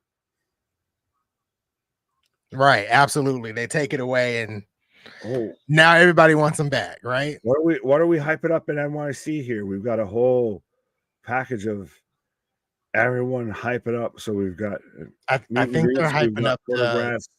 Bailey out here looking fine. Yeah, I was about to say I think they're hyping up the Fanatic Fest that's happening in August. Yeah. Hey, Fanatics, or whatever the fuck the company is. Learn how to make actual jerseys that don't tear apart with getting the NFL and MLB and shit like that. Anyways, I'm with MDB down here. I never wanted Roman gone either. I didn't want him to lose the title. So I'm with you, MDB. We finally agree on something. Oh, I predicted it. It just never came to fruition here. Hey, we've got Andrade backstage here, and they're letting him cut the promo in Spanish, and then they translate it with the subtitles underneath, which has worked for EO. It's worked for Asuka. Mm-hmm. You let them, they're going to cut the promo a lot better and a lot more impassioned if they can actually say it the way they want to say it versus, they have to slow themselves down. They have to translate it. Yeah, agreed. I think them starting to do this a lot more, I think it's perfect for their characters. Absolutely. I think it's perfect for the WWE universe too. Again, it's you're retraining your audience with a lot of this, of whether it be from stuff with the Wyatts to stuff with the Bloodline to stuff like this, to where you've got to, all right, so I've got to read the subtitles here. Everyone watches something that's probably fucking dubbed or subbed on Netflix or whatever streaming service. So keep it a buck. So this plays in perfectly, as I've got Blair Davenport coming out right now, sir.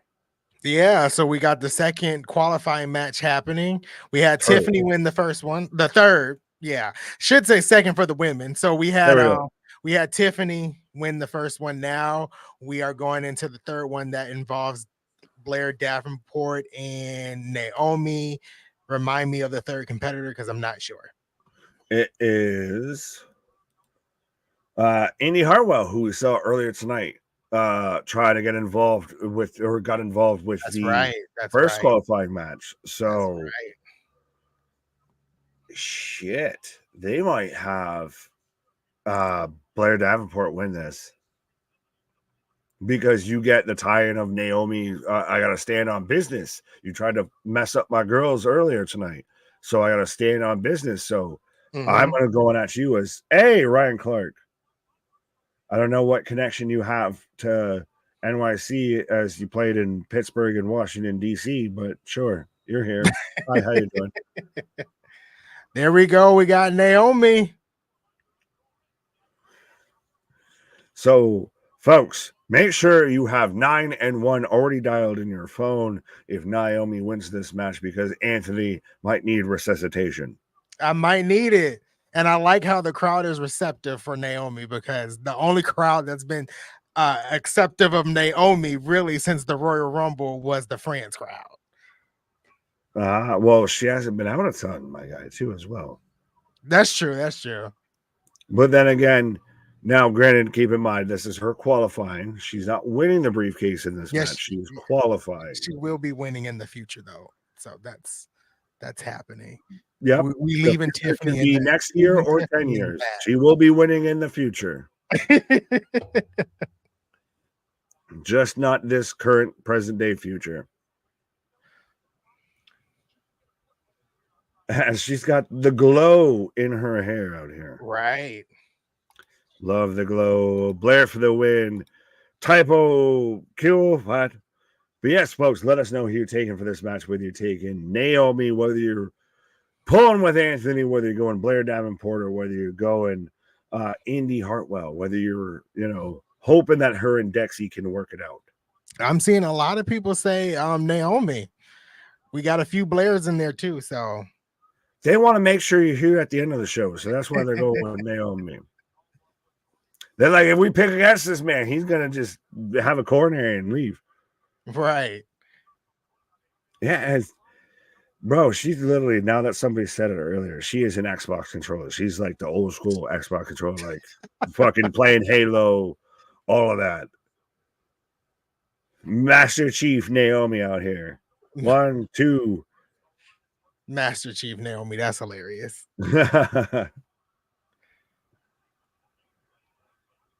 So the heels are trying to unite against the together. Well, it would make sense.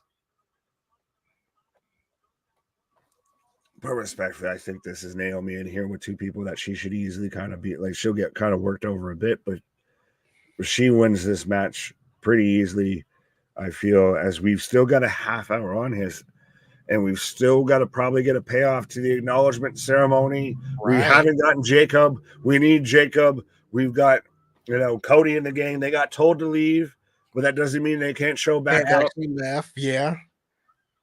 So I think we're setting up to some big payoff here at the end of the show here. Right. Oh, I think we're gonna have an explode. Oh.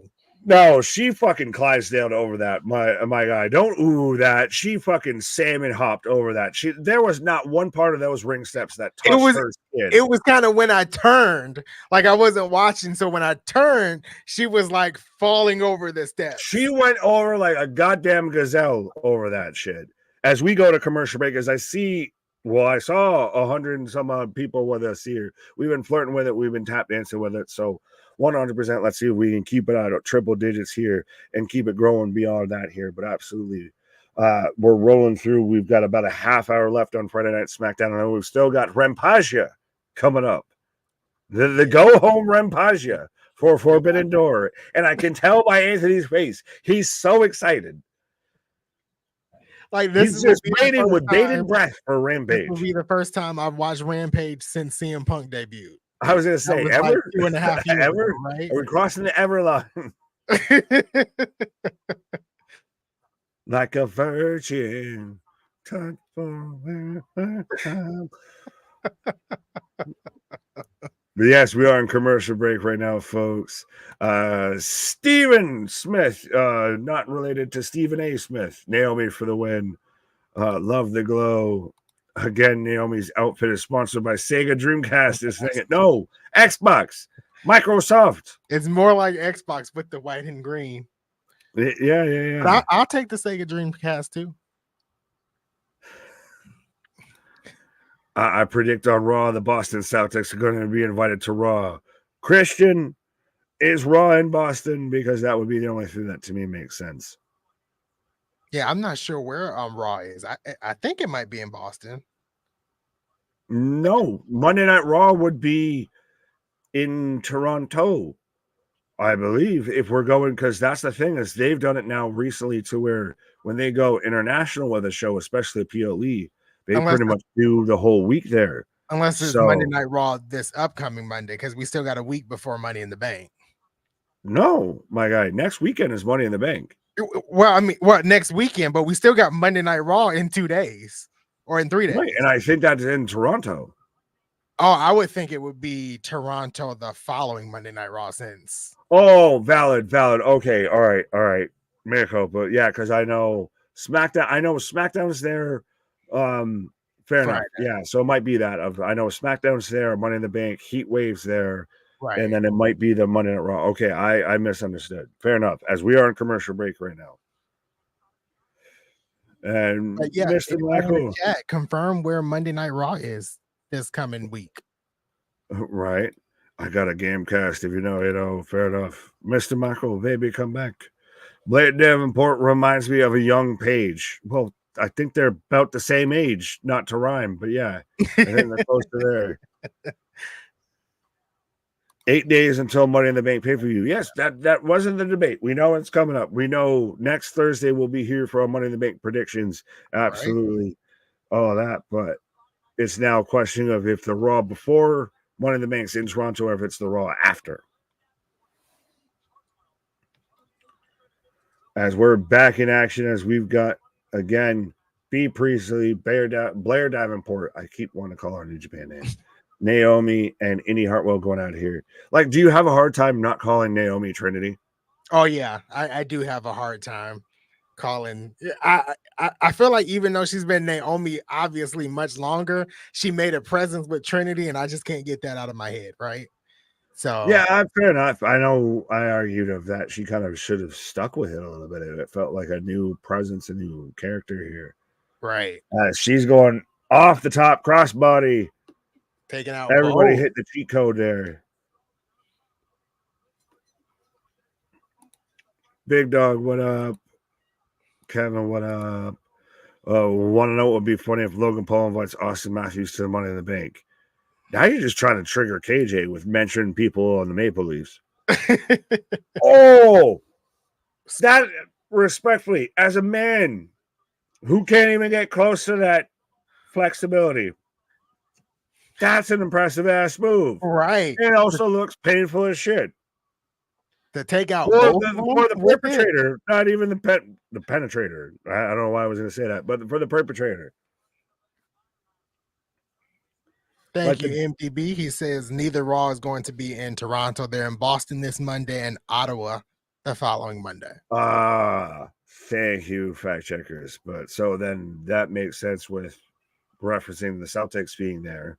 And no one's going to give a shit about the Senators. So you have that. We'll have both of them pinned for a minute. Yeah, well,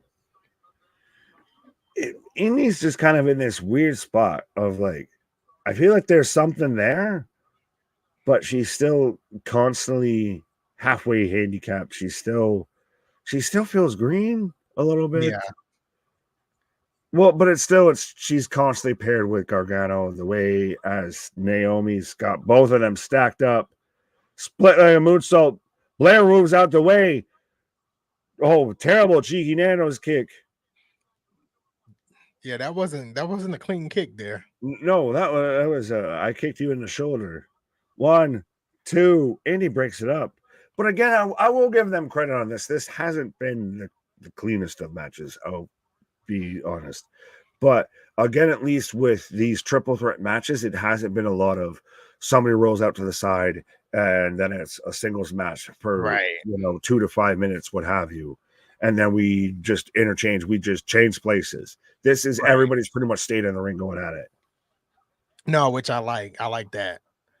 As everybody just throwing elbows all the way around here. Eddie Kingston like and 2-on-1 this entire time, but big move. As I say, everybody throwing elbows. Moxley and Eddie Kingston would be proud. Oh. Andy draped over the apron here. She's going for that like bomb move. I don't know what you call it. It's reminiscent, I feel, to like MJF's kind of heat seeker. Yeah. A little bit. Rebound kick it's the disaster kick. Split that moonsault, nobody home. Ooh. Oh, I'll give him credit. Every time you think that this match that somebody's got it in the bag, they fucking don't. Right. Well, give them credit. It might be kind of not the greatest match, but they're selling the fucking false finish here.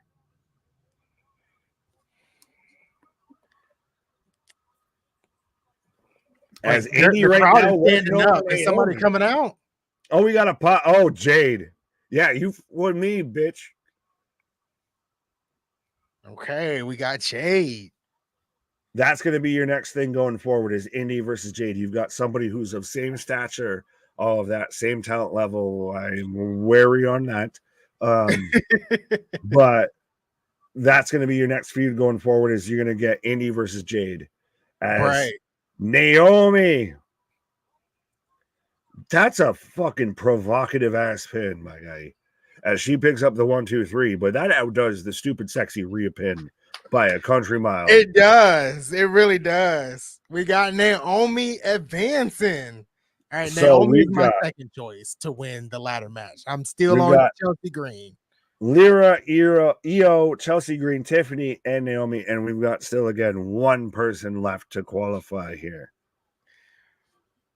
Yeah, we got one more person. So I'm guessing that is that a Raw match or is that a SmackDown match? I don't even know. We got 3 Raw superstars in there. The Bloodline acknowledgement ceremony coming up next. So, folks, strap on and strap in. We are reaching the main event of Friday Night SmackDown tonight. We've got the acknowledgement ceremony. Who shows up? What's going to happen? Who gets acknowledged? Make sure you acknowledge us by hitting that like, share, and subscribe. And notice it was only 3 on that picture. I'm not talking about Paul Heyman, but the other is only Solo and the Tongans on there. So are we initiating Jacob Fatu? Is this what this is? This is a baptism. This is a baptism of Jacob Fatu here. And I liked how you enunciated that they're the Tongans and everything, because you see the constant discourse online. Oh my goodness. They're not Samoan, they're Tongan. We know. When people can really Google. Like, I literally had an argument with a dude on TikTok, and I was like, you're arguing when you can just Google this. Like, it's very, very simple. They are not Samoans. They are Tongans. It's very simple, but you know, I've realized as I've gotten older, I'm 30, I'll be 31 at the end of the year. I've realized as I've gotten older that common sense is not common, and you know, it's pretty bad. That's literally been my saying, my guy, for the longest time. If common sense was common, it wouldn't be called common sense. Right. It would be called fucking sense. So yeah, no, as a solid half a decade on you, I'll say that. It don't get any easier. They don't get any smarter. But that's why we got you beautiful people out here. We're out here. This is the learning tree of the wrestling. No, I can't say that. That's terrible. Shame on me for using that. Yeah, I don't think KJ would like you after that. No. Well, he needs to unfreeze himself from the ice chest before he can even come at me here. So 100%. But yeah, no, 100%. We're the Wrestling Utopia. We sit there and cover more live wrestling than anybody else out there. We cover anything and everything when it comes to pro wrestling. And we literally give you all the perspectives, all the takes. We're not out here saying we got sources, anything like this. We're no Meltzers. We're no getting SRSs, anything like that. We're just giving you our opinion, giving you our take. This is genuine wrestling fan reaction here. Yeah, absolutely. That's what we're here for. Just to give our thoughts, our opinions. And as we say, we cover more live wrestling than anybody else. QTJ. Thanks, guys.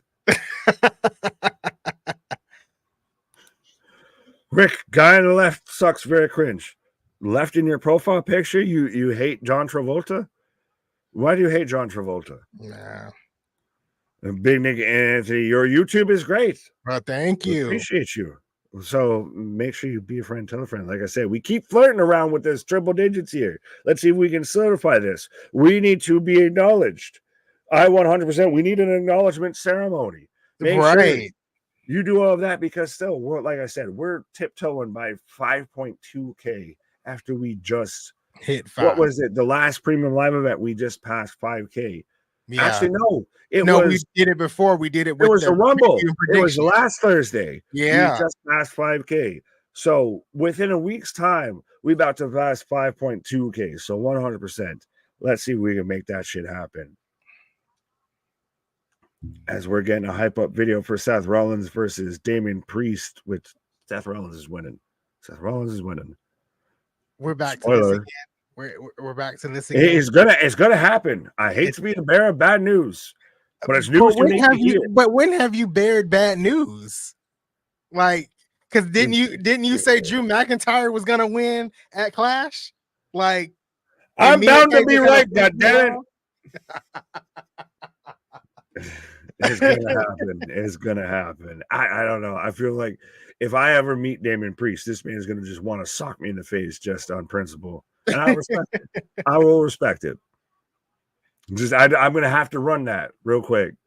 Right. MDB saying Jacob Fatu is the new bloodline, and the new bloodline is like when the Green Rangers show up in the Power Rangers. Oh, holy shit, that's great. That's a great analogy. Everybody was a Tommy fan. No one gave a fuck about Jason and the Red Ranger after that. No one gave a flying shit. Right. It was the Green Ranger and the White Ranger. That's everyone's favorite Power Ranger. Oh, so next Friday it's Bianca and Jade versus Candice and Indy. And we've got the Street Profits versus Pretty Deadly out here. Yeah. I thought that was tonight, but it'd be next week. Okay. Yeah, next week, as you know, they're hyping up of how they're going to be in Toronto. It's so funny. We have a guy on the channel who's kind of the head of the channel who's from Toronto, and they're out here hyping all these matches in Toronto. But he's the furthest from Toronto. I like that this time they actually showed Toronto and not, Niagara Falls. Hey. Well, how did you feel about Dynamite being in Buffalo? As Saxton out here doing he just borrowing hand-me-downs now from Adam Pearce with this red ass suit. So next week, DIY challenges for the WWE, or is it the World Tag Team Championships? I think the World Tag Team Championships on SmackDown. Yeah. Do we care though? The coolest thing that DIY has done in years is them attempting to try and RKO Randy Orton on social media. I don't give a fuck beyond that. I don't want to see you in no match. I don't want to see you in no promo. I don't want to see you in no interview. I'm over it. No, I'm with you. I've not really been into DIY since they became a tag team again. Boston, I think this is a good highlight right here. Why not put the tag match on Money in the Bank card? But obviously, well, we might still get it. We've still got to flesh out that card. As we've got Waller right now jumping both of DIY, as we had Pierce just kind of show up and just talking. So that's the thing, is there's the built-in tension between Theory and Waller that's starting to form here. Exactly. In so many words, Boston, I agree with you. You're not wrong. I feel like it should be on the card. We still got a week, so it could be on the card, even though it's on SmackDown. Right. And yes, we talked about this earlier, but LJ from BK following up JV from NJ, but this is Kayla Braxton's final WWE appearance. She's got to do something with Paul Heyman one last time, just for the sake. It needs to happen. I need that. I need that in my life. I like how she put the rumors to rest earlier this week. She was like, why would I be leaving WWE to go to AEW? That was we're gonna talk about this. So we're gonna talk about this while we've got a replay of what happened earlier tonight as Cody RKO took out the Bloodline here. Yeah. Meltzer out there getting simmer sauteed like a fish fillet of absolutely. Kayla's out there saying, if I was going to leave the top wrestling promotion doing it, why would I still want to be continuing wrestling? No, I'm moving on outside of wrestling, all of that. You can have that with your fucking just lack of journalism. So that's an interesting ass shot that they did there. Yeah. Solo, I still MFI on, or Thomas, I think is it still MFT? That don't look like a T. I could be wrong, but it don't look like a T. I for half a second thought it was like MJF. This man's trying to just bring him over this way. So we got the start of the we're about to have the start, I should say, of the acknowledgement ceremony. We got partial members of Bloodline 2.0 coming out. Right. And I will say this, as speaking of that, as we just passed 101 people watching along with us. So make sure you acknowledge us. Make sure you hit that like, share, and subscribe button. Hit all the bell notifications. We're back at it like a jackrabbit for anything and everything when it comes to pro wrestling. And be a friend. Tell a friend. You're being a bad friend if you're not telling them about us. Keep it above. Yeah. Man, just turn the LA out there for half a second. Right. That's what I heard of. Just yeah. TJ is right down here. We still don't know what MFT means. You know, they never said that it's gonna be their version of NFT. Of instead of non-fungible token, it's gonna be moist fungible token or something.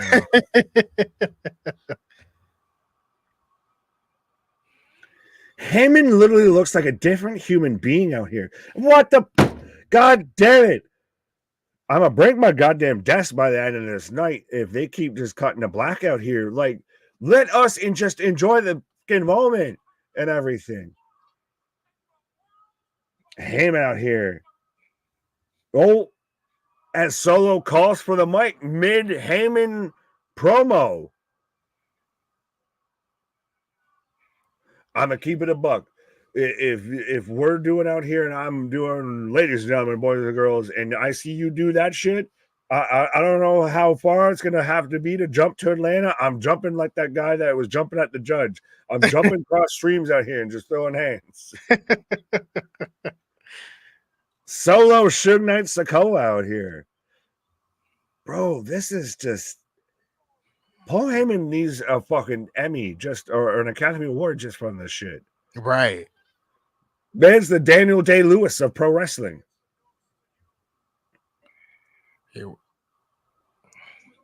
Introducing to you the newest member. So we're introducing. So Solo's introducing Jacob Fatu. The Samoan werewolf. My enforcer. So this is Solo's Solo. Solo was the enforcer of Roman's bloodline. This is Solo's enforcer. So this is the enforcer's enforcer.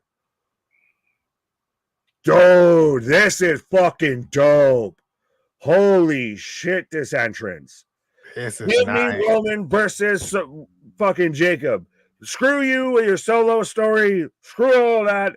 I need Roman Reigns versus Jacob Fatu at WrestleMania 41, 42, 43, 44. Fucking do it in Indianapolis. Do it on Mars. Do it on Pluto. Do it on fucking Jupiter. This needs to fucking happen. That's fucking awesome. We finally got a Def Rebel theme song that's actually pretty decent. I didn't even listen to the goddamn theme song. I don't know what the fucking theme song is. I'm just looking at the presentation. The presentation, yeah. It's right. I think that's just said across WWE, though. Their presentation is always top tier. And this is no different. He looks so fucking good. And he's even, respectfully, he slimmed down. Man, looks like a fucking monster. Again, I have no idea what his actual theme song is right now. It could have been fucking, we didn't start the fire. I don't know. But this presentation, and then you've got him out here, and then that's how you lead to a commercial break. Ain't nobody fucking leaving, my guy. Ain't nobody leaving. We're making sure we're well represented in attendance. For Jacob Fatu getting sworn into the bloodline here, folks. Man, that was good. That was good. I like that. I wonder if they're going to give him the mic, but he's the enforcer, and Solo never really talked when he was the enforcer, but things could be changed. Solo couldn't talk. That is difference. True. That. Solo still struggles to talk. No, you're not lying. It's definitely the truth. Out of everybody in the Solo Sikoa bloodline right now, Solo is the third best on the mic, not including Heyman. When it came to Roman's bloodline, he was number 2, including Heyman. If not, he was number 1. And that, granted, that took time. We had the whole It's called a promo, kid. If you want to be the big dog, you're gonna have to learn how to cut one. But yeah, Jacob's a better promo. Tama Tonga's a better promo. Christ, when he was in New Japan and sitting there throwing the title across the fucking wall and everything like that, when they had the cross show with Ring of Honor in New Japan, that's some of the best Tama Tonga shit ever. Yeah. First time I heard Jacob Fatu talk was actually at Wrestling Revolver when he faced which if anybody has not seen that match, please go do so. It was Jacob Fatu versus Masha Slamovich. And after the match, he basically said that Masha hits harder than any man he has ever faced. But that was one of the best matches I've seen. I think it happened this year in January. It was really fun match. But that was the first time I've actually saw Jacob Fatu talk. And that was crazy. Oh, what Jacob Fatu, and I like his promo style, and I think it's even part of even halfway why I like Eddie Kingston. Like you feel everything that man's saying. Like I can already picture in my head, not fully remembering the match, what have you, but I can still picture Jacob's promo in my head of like, that's the bad bitch out there. Like this man literally he's the Derek Lewis. He just says what's on his goddamn mind. Right. And it comes out phenomenal. As we're already back from commercial break, and I'm so glad they kept it Jacob Fatu. If they would have fucking called this man anything else but it, the internet would have set on fire. Right. Here we go. As he's just in the background, just pacing. And he's so tall. He's fucking taller than everybody. That he does the acknowledgement, and they cut to come. He did acknowledge me, and Heyman's beside himself as everyone else throws up the ones, and they cut to black of Heyman's like the sacrilege, the heretic. This is crazy. This is just so fucking good.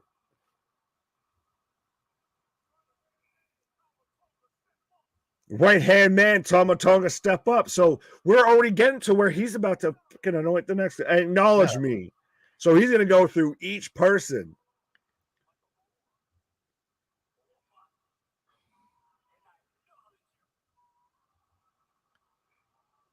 Bro. Infamous Tonga Low. Step up. Yeah, this is solo Suge Knight Sokoa out here. Right. First off, Kill Tribe and the Click You Clay. Yay! Camacho acknowledged Solo Sokoa. This is crazy. Oh, they're going to give him the mic. They're going to give him the mic. That's a bold strategy, Con. Let's see how this works out.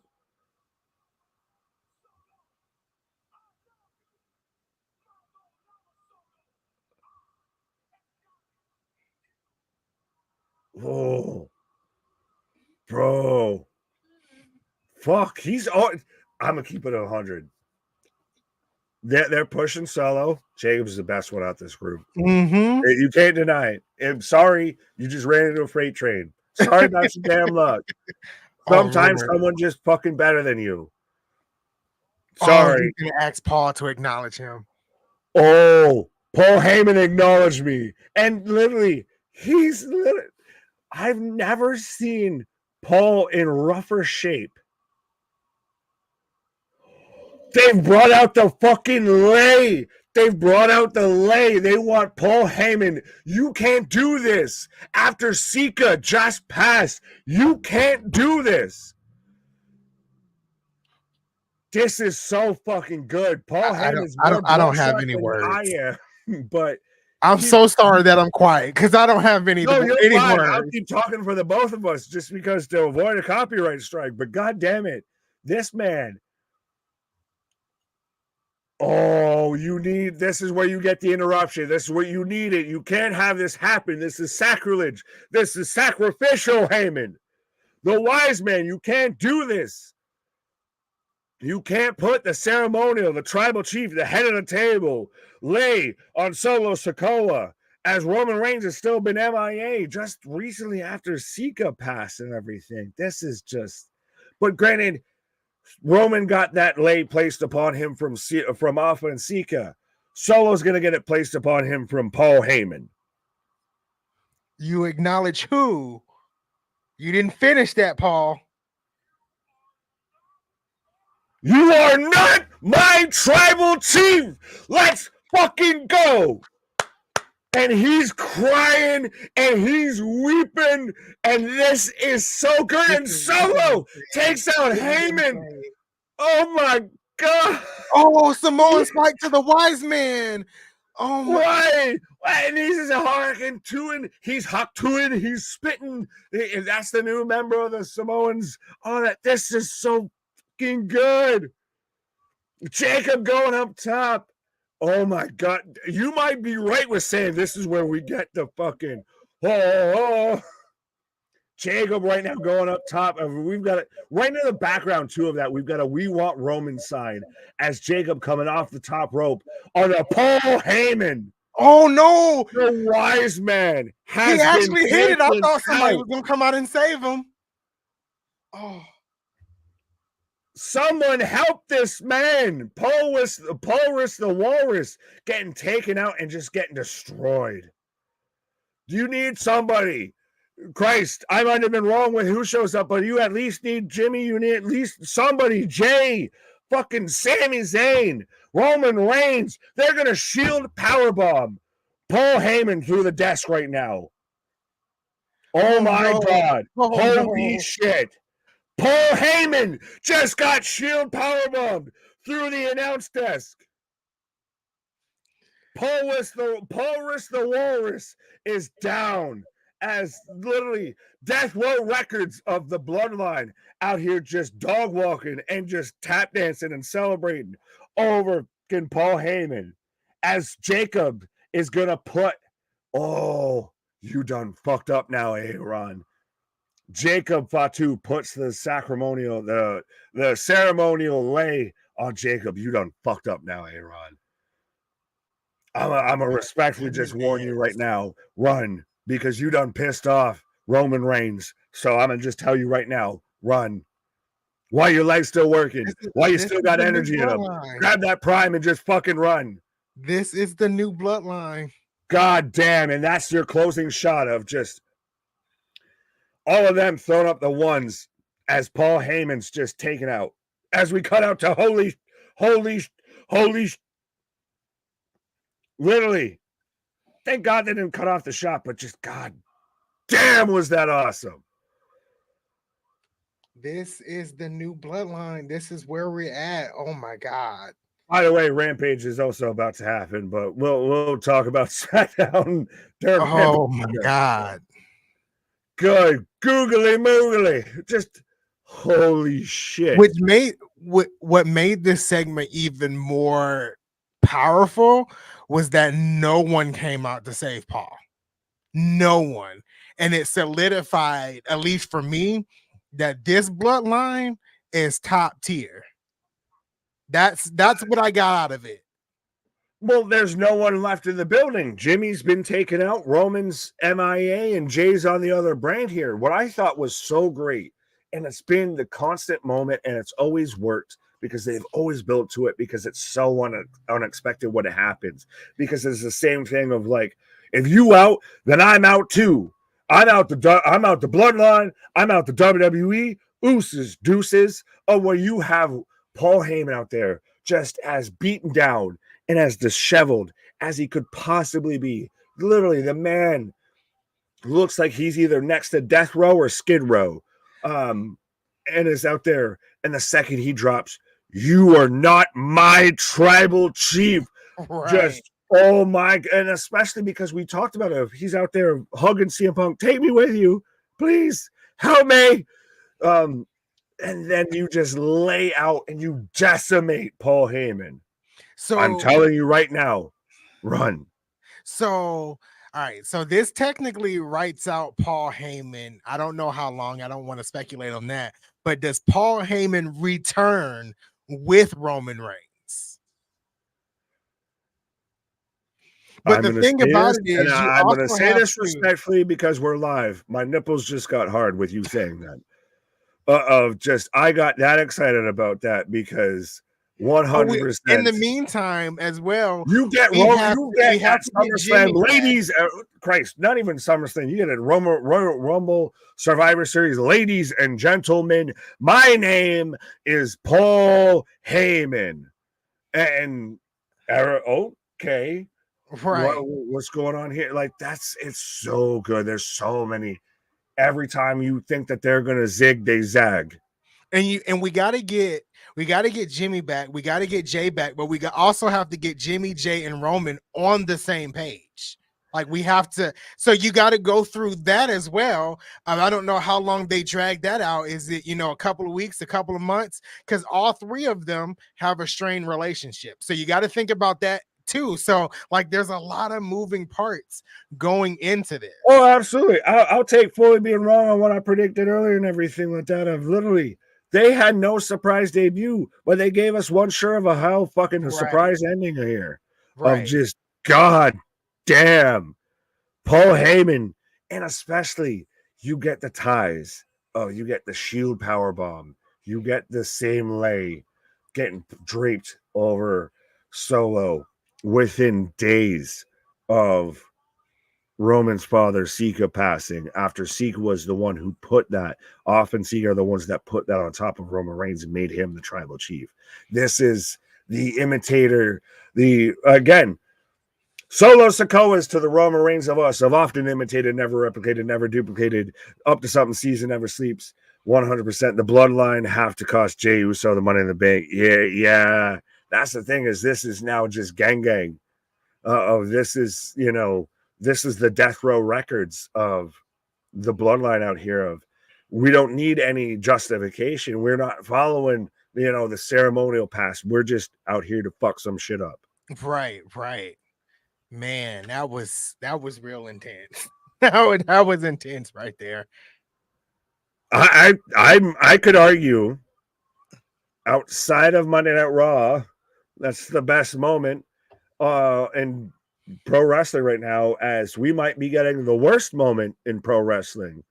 On a side tangent, as we've got Rampage, as I've got Orange Cassidy taking on both members of the Outrunners. So we've got a 2-on-1 match, and OC's probably going to win a handicap match. Right.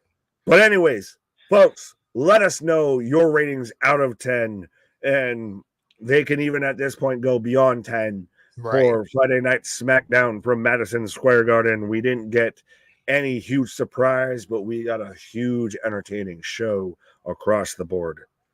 How you feeling, sir? I'm feeling pretty confident with SmackDown tonight. I'm in the 8.59 ballpark, because I think from the start with the Bloodline and Cody Rhodes and Randy Orton and everything, all the way to the end, and we had that speechless moment, because I'm speechless. I think the only downside of tonight was maybe the second women's qualifying match. Like the only downfall was Indy Hartwell. Yeah, I think so. I think that was like the downfall.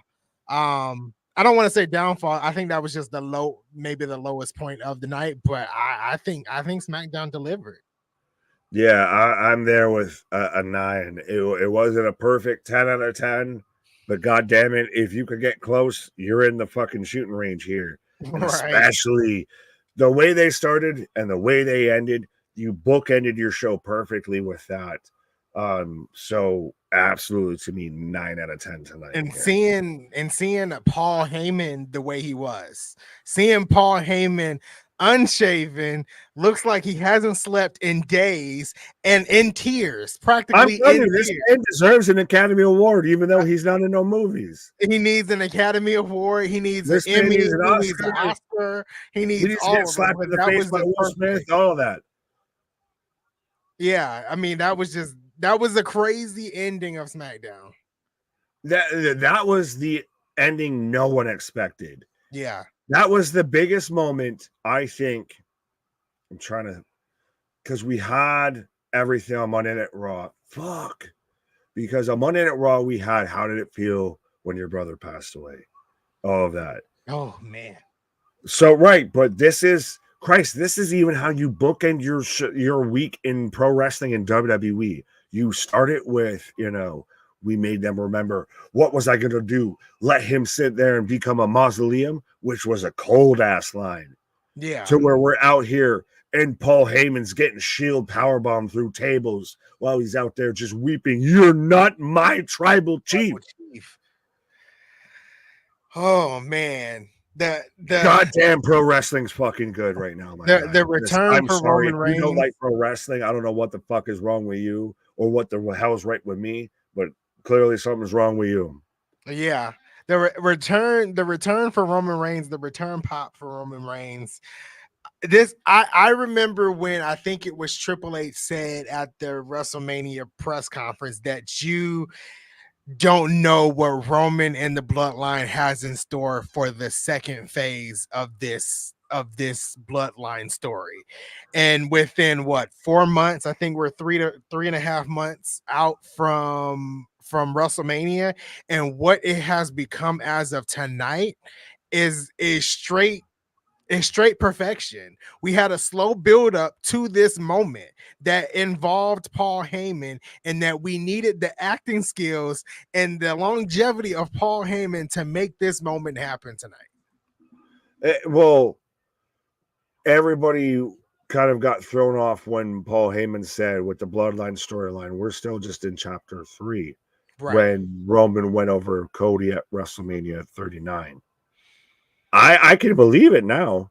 We thought we might have been in an end of book when Cody beat Roman. No, that might have been just still chapter 7. Like, this is still cooking. This is still, we've still got pages and chapters to burn out here. This is still just, it's cooking on all cylinders.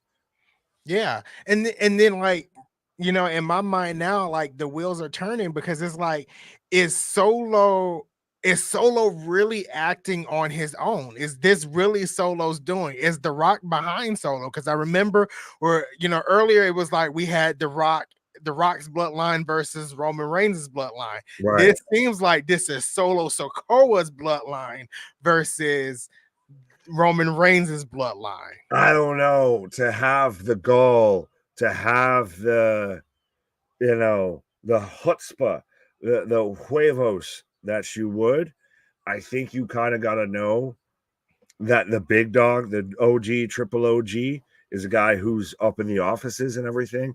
I still think that's the ultimate play here. If they don't use it, I'm not mad at it, because this still feels like, gang of, we're just taking over the bloodline of this.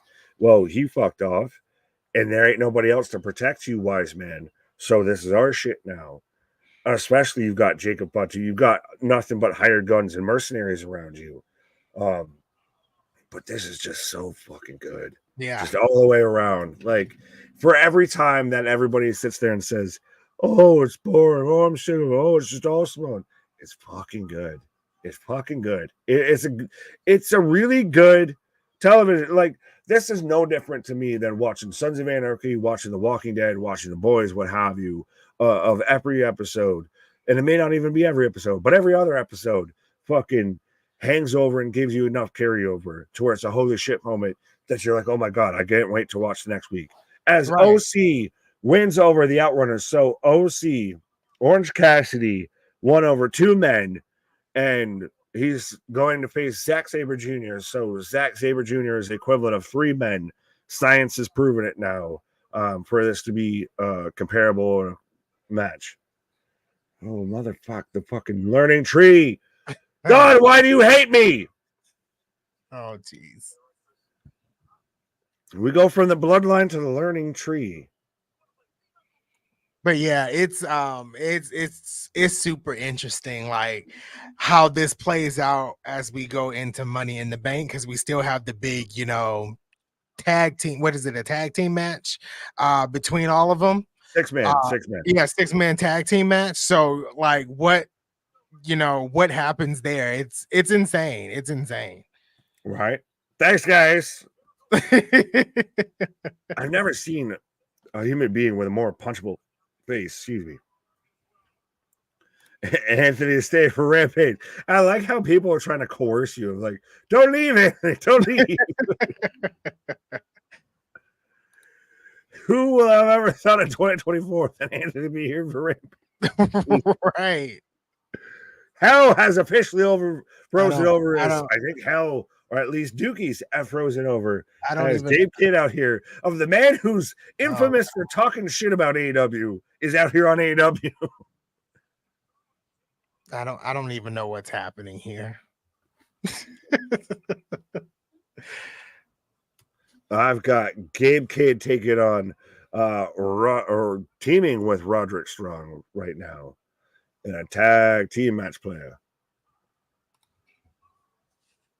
It's so funny because the actual current New Japan Bullet Club goes back to kind of how the Bullet Club was before, when you had like Tama, you had it just kind of has that more old schooly vibe versus now Undisputed Kingdom feels like the ripoff of the ripoff of the Bullet Club a little bit, because even the Bullet Club was a ripoff of the NWO, which the NWO was a ripoff of a fucking group from, I believe, New Japan or All Japan. So yeah, everybody's just fucking pulling trademarks off of everybody else. Right. I don't even know if this is. I don't even know if you can call it a ripoff. Like, the Undisputed thing just fell off to me as soon as MJF left. So, well, they ripped the Band-Aid off. I'll say that at least. They just pulled the shit out of this with as soon as MJF showed up and just, I don't know you. That's my purse. To Adam Cole. We've got the Infantry, aka Dipset, coming out right now.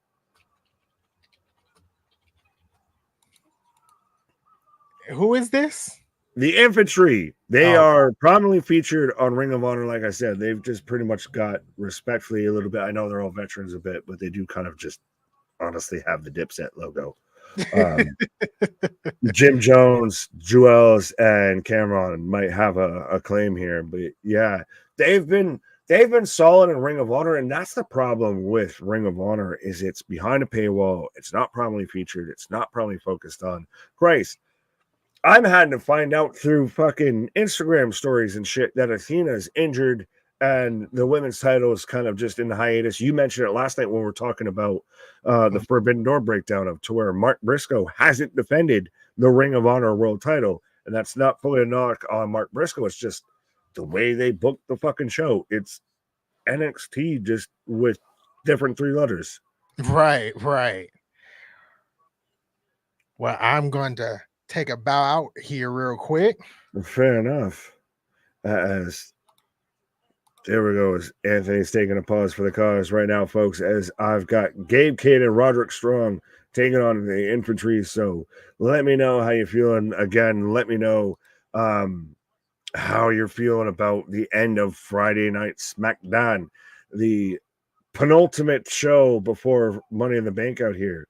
How do we feel of SmackDown and MSG? Did it deliver? Did it live up to the stakes of being an MSG here? Because goddamn, was that ending impressive.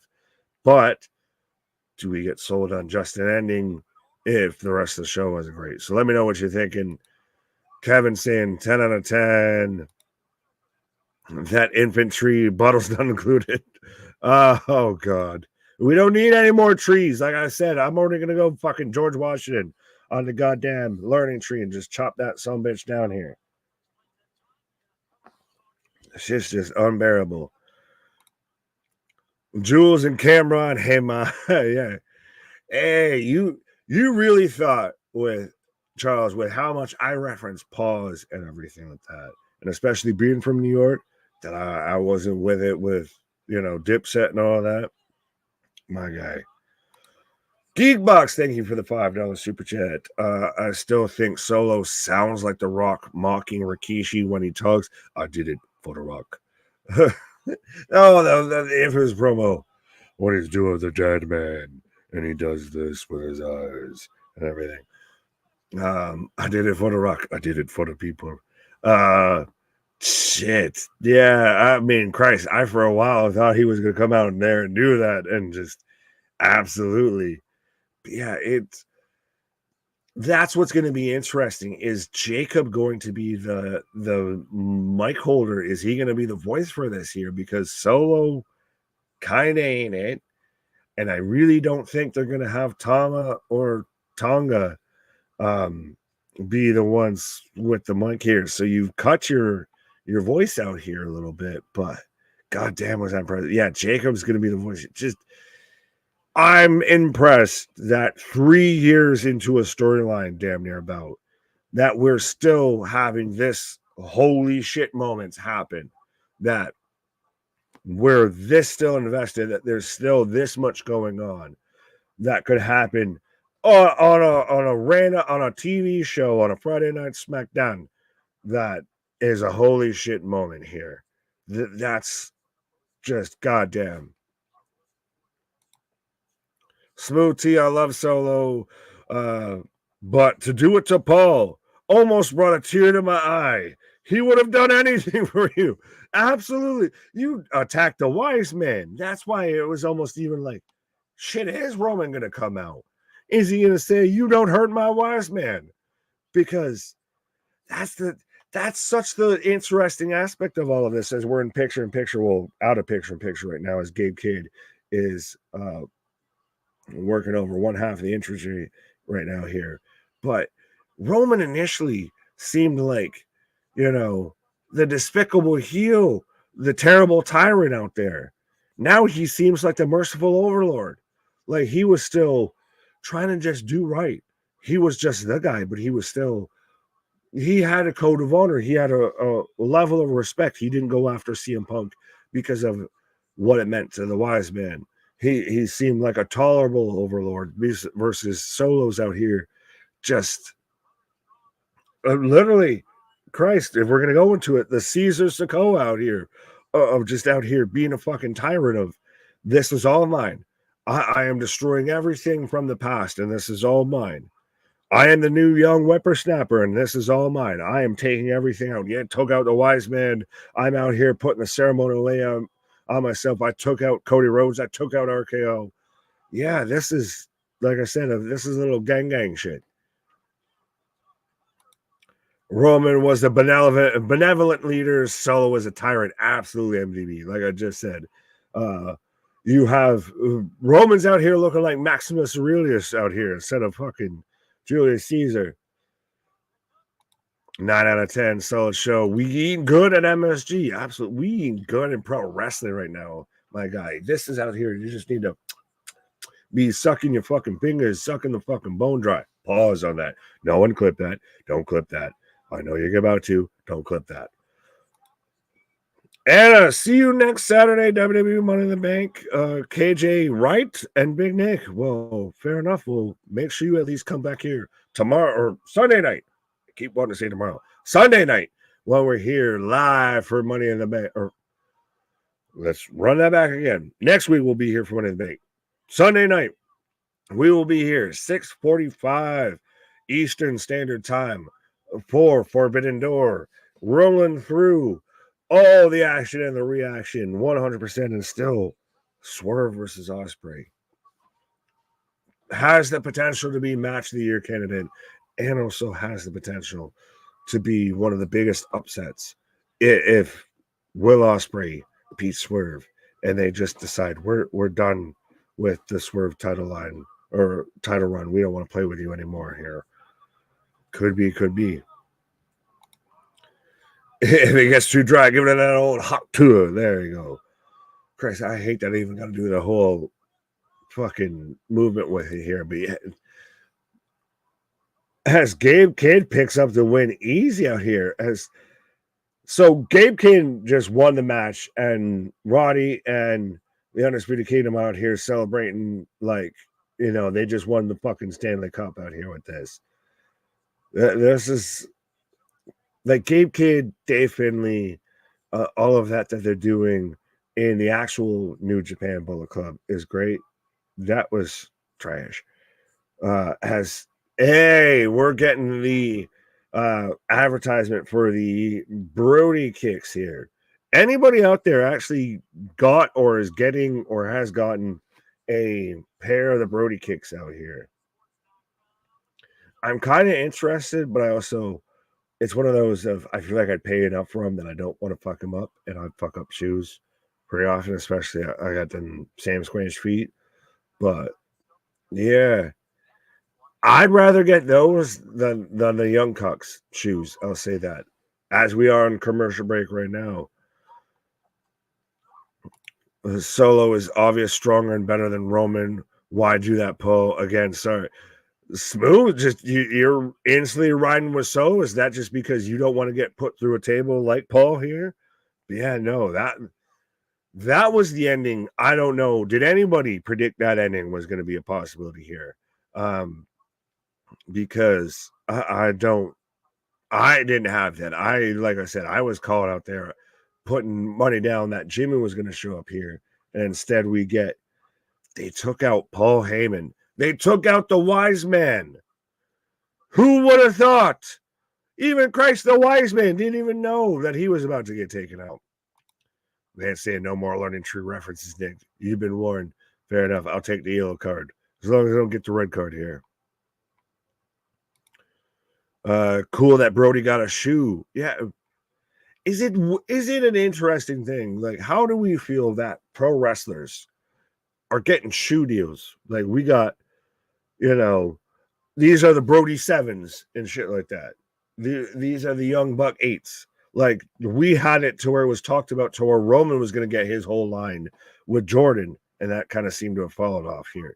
But how are we doing with, I mean, on one hand, it's great that, we got literally, I can go, like I said, let me get the Brody 7s out here. I want them in that colorway type shit. But at the same time, it's so unique. It's so new.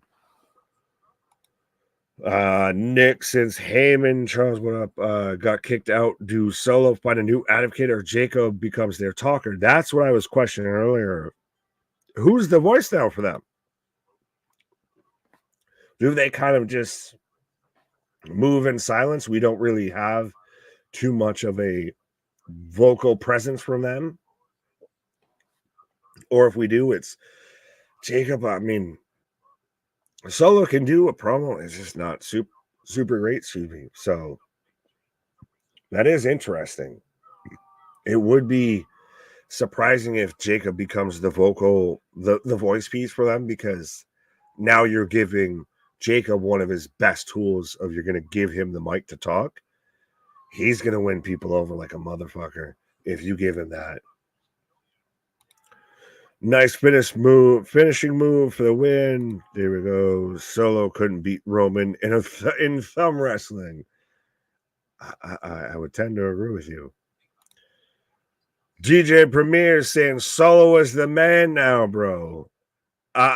They're 100% damn sure trying to make him the man.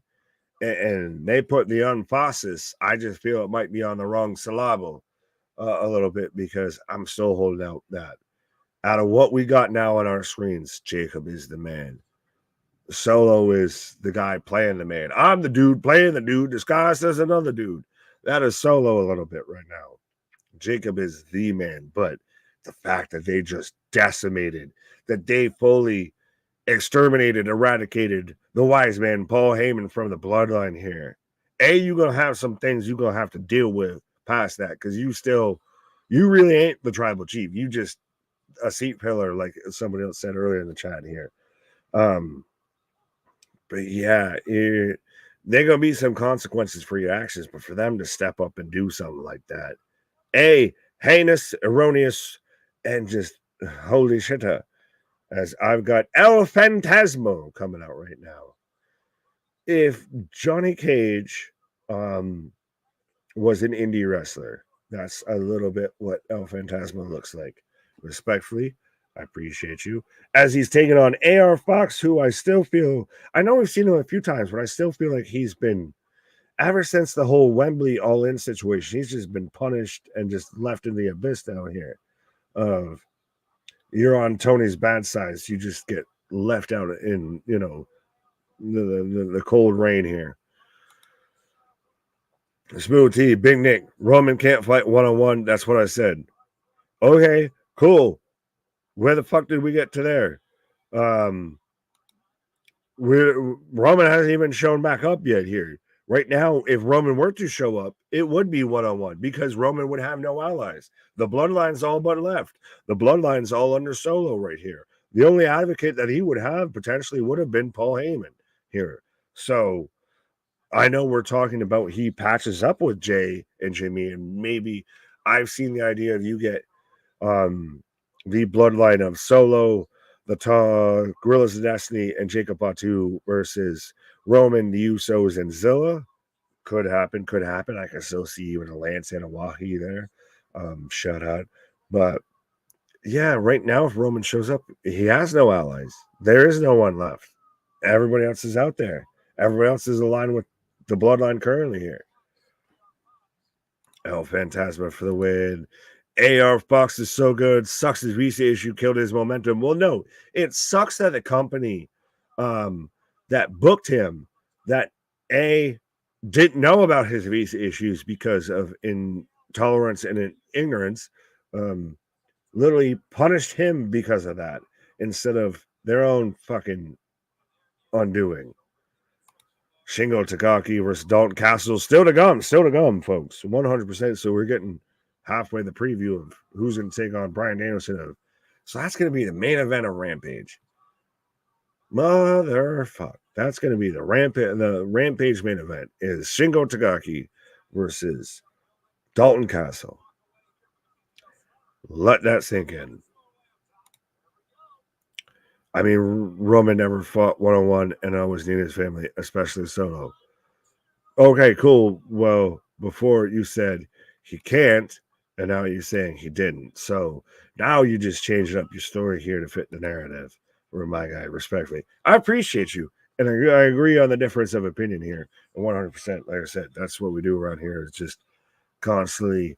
We're actually going to talk about it. This is literally, you got, your homies out here just talking that sugar honey iced tea with you. Yeah.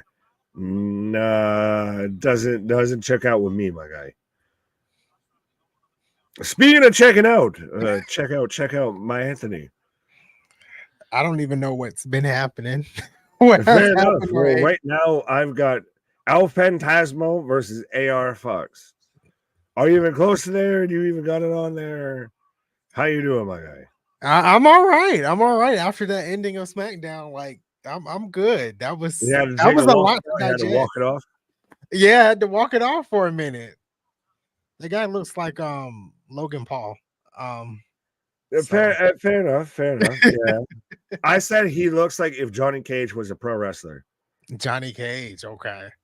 Yeah. El Phantasma, former Bullet Club member as well. As now he's strumming up the band. We're gonna get sweet chin music because when in doubt, just copycat. So are these matches supposed to build to Forbidden Door or I don't? This is setting up because we have Phantasma in the triple threat match or the trios tag title match, I believe. If I remember correctly, I will pull that card up quickly. Yeah, Smooth T, bro. We got the footage. We got the comments. Like Roman T. Kent is not a one-on-one fighter. Followed by, I meant he's never fought one-on-one. Like I said, my guy, you got caught in 4K. I love you and I appreciate you, but don't act like we ain't got the receipts. They could have done the Bloodline section at the start, so I could have got a head start on the video time. Geekbox, don't worry. You're still going to buy the end of Rampage. Geekbox already have our reaction out there, so you can go back and watch on Geekbox here. But yeah. Bash 8 saying, I just got here. Where's KJ? He's just right there beside me. He's just a lot tanner, and his name's Anthony. No, KJ's off in the pit of unknown. He's out there fighting, the Gorgonauts and the Argonauts. Right. He's in worlds unknown. Yeah, he's out there with Undertaker and Abyss and everything out there in parts unknown. Right. I don't know what they call it on Insidious, the movie Insidious, but he's somewhere in that realm. Oh, I'm going to just say the nether region, and I don't know if that's right or correct, but it sounds like it might be. Appreciate you, Nick, for watching Rampage. I appreciate Anthony for still being here and watching Rampage. I think this might be a landmark time. This might be the first time Anthony's watched Rampage. It's the first time since CM Punk, debuted, and this will be the last time. So, right? So, Castle picks up the win. I'm not thrilled at all of what. Ooh, Deanna's on the screen. Okay, that cheered me up a little bit. I got a lot of matches, so I don't know if you're ahead or behind me here, but Alexander saying Paul Heyman, he got yeeted into a table. And he loves the grind. He didn't run away from it 100%. He didn't run away from the grind like some people out there. If you know, you know. If you don't, sorry about your damn luck. Can KJ pop it up? Say his name and he appears. I believe in wrestling for life network. It doesn't have the same cadence. We need to work on the lyrics. We need to work on the lyrics.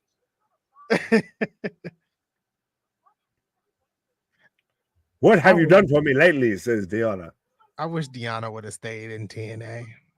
Bro, her outfit is just skin tone. Oh yeah. She's killing the outfit game. Killing it. You can't tell she has one. It literally matches the complexion. It's the same thing. It's the same color. No, she 100% should have stayed in TNA. Imagine you get the NXT crossover and instead you get Deonna Purrazzo taking on Roxanne Perez. Not saying nothing about Jordan Grace, but you could even still have that crossover still happen instead.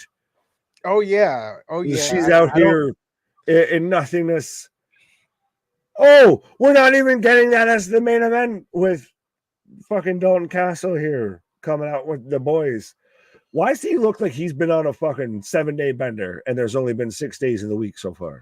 And what he's wearing looks like he ran through like the rainbow that comes when it rains too much. What is it? The 90s color pattern or whatever, and all that. That was all like it's all the bright, colorful shit and everything like that. But yeah, no, 100%. This man looks like if Macho Man, Big Gay Al, and Seth Rollins had a child.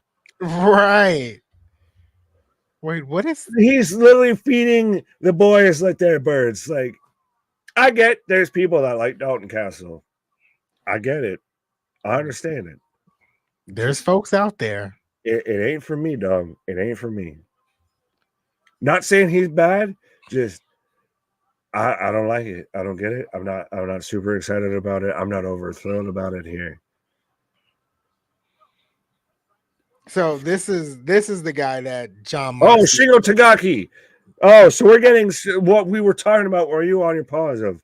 We're gonna get Shingo Tagaki taking on Dalton Castle as the second match, I believe, on Rampage.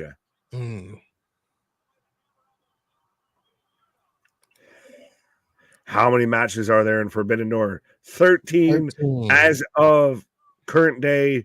Nothing saying that by the time we come Sunday, it might be 32, it might be 15, it might be 14. Yeah.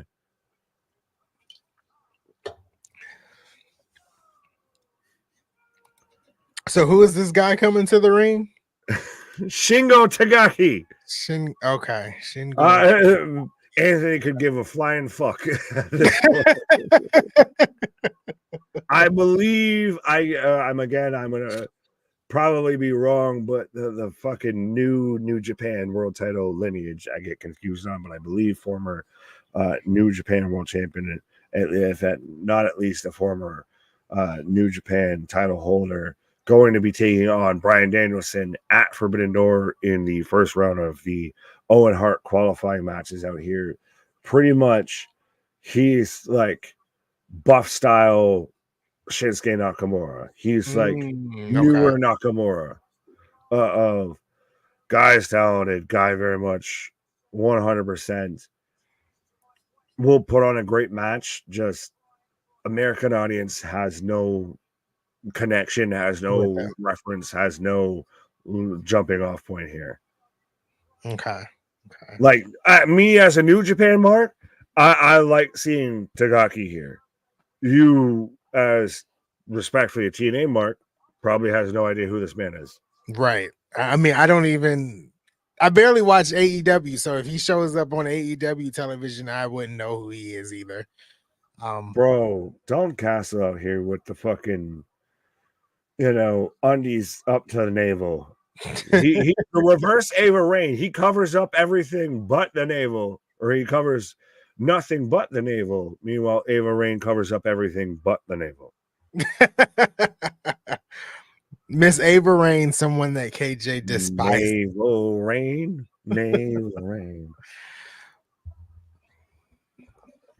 But is that Shaky Nakamura? No, it is not.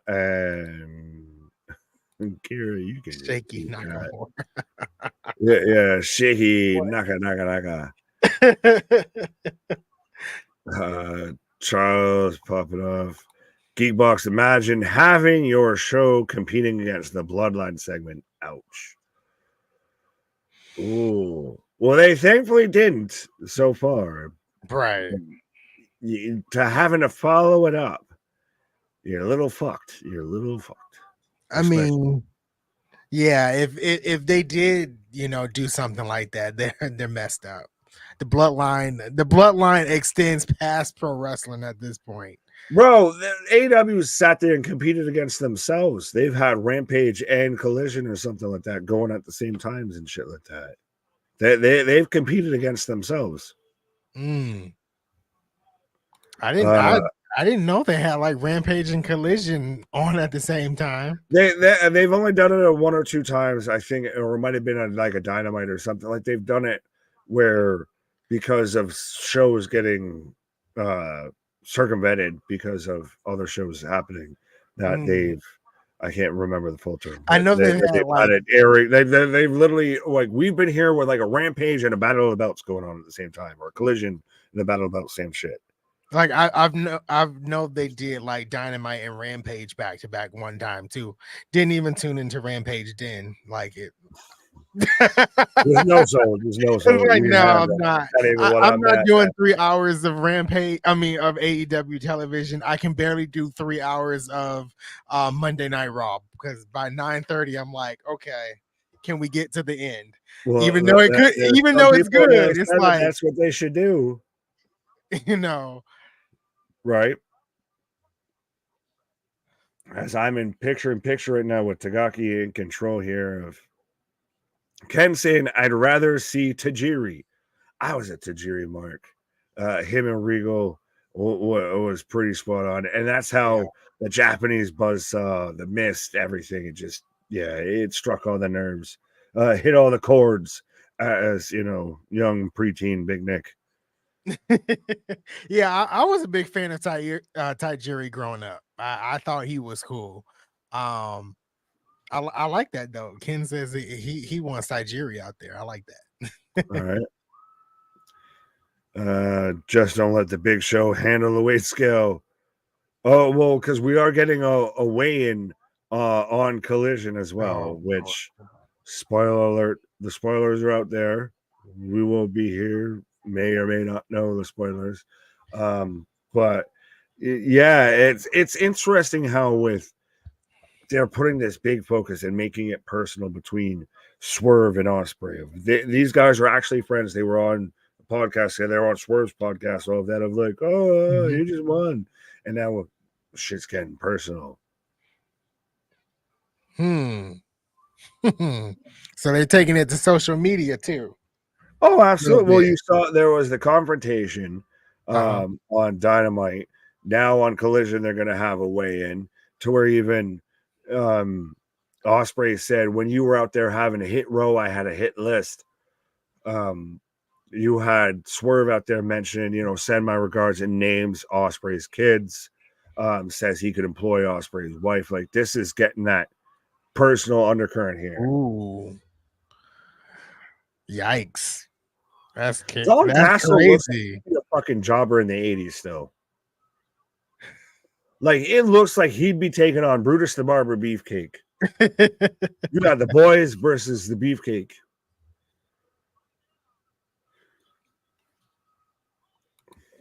I figured out AW's number problem. I think show the Big Bang Theory on the Tron or before this. Yeah, just show it. Just have that be the picture in picture. You just constantly are showing Big Bang replays in the picture in picture with just wrestling on in the background.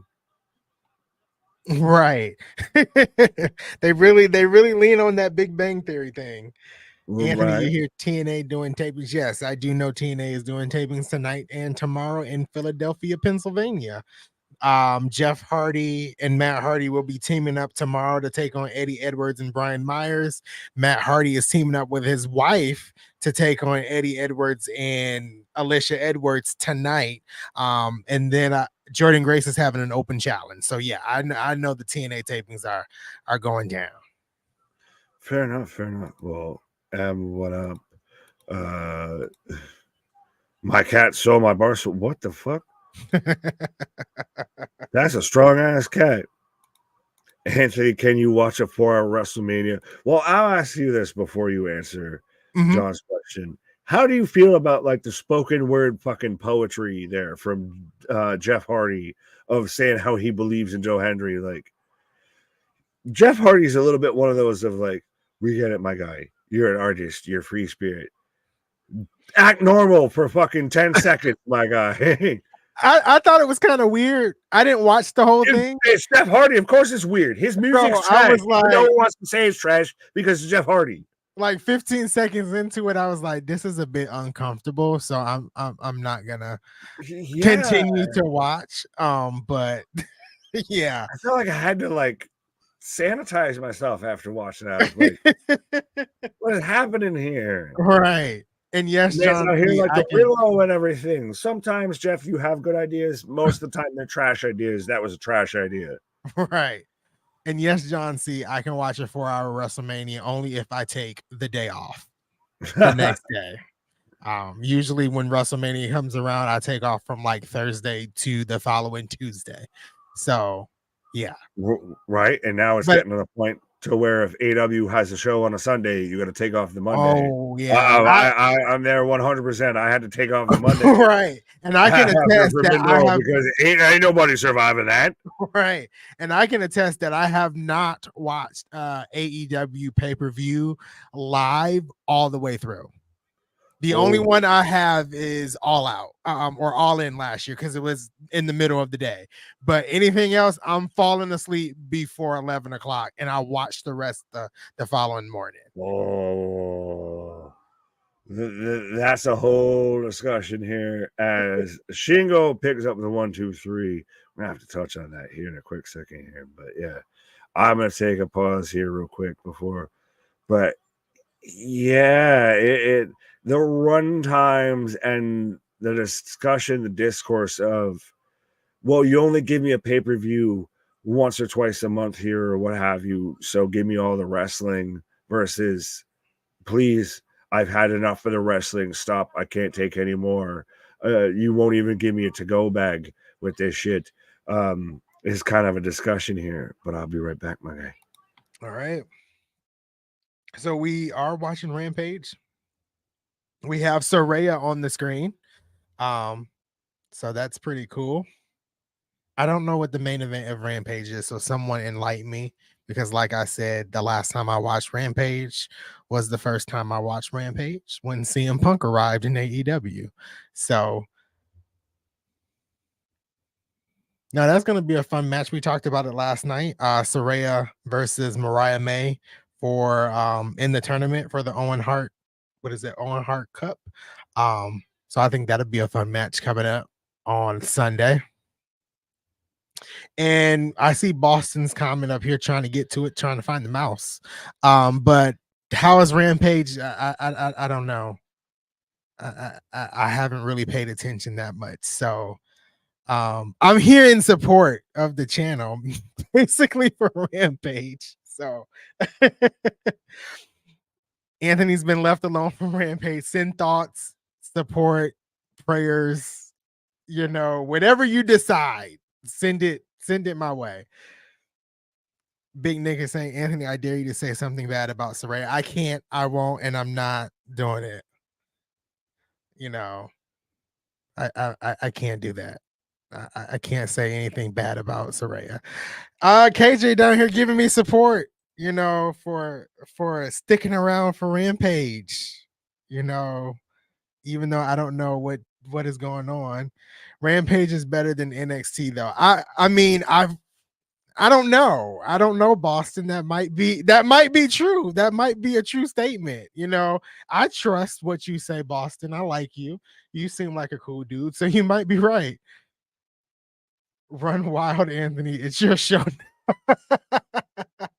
I mean, if you want me to run wild, we can, you know, talk a little TNA. I don't know if anybody watched last night while we're sitting here on commercial, but Ash by Elegance is taking on Jordan Grace for the title at Slammiversary. So I think that'll be a fun match. Jordan Grace also took out all of security last night. They came out to basically help Ash by Elegance, but she took all of them out. So we got that going down at Slammiversary. We also have Mustafa Ali defending his title against, which I think everybody wants, is Speedball Mike Bailey. So we got some good things coming up in TNA. AEW from John C doesn't know what the main event is. So you're saying AEW doesn't even know what the main event of their own show is? Rampage, us all of them, so I consider it trash, but guys probably like it. I don't watch Rampage at all. Yeah. Geekbox Anthony got so confused by Rampage that Moxley started bleeding.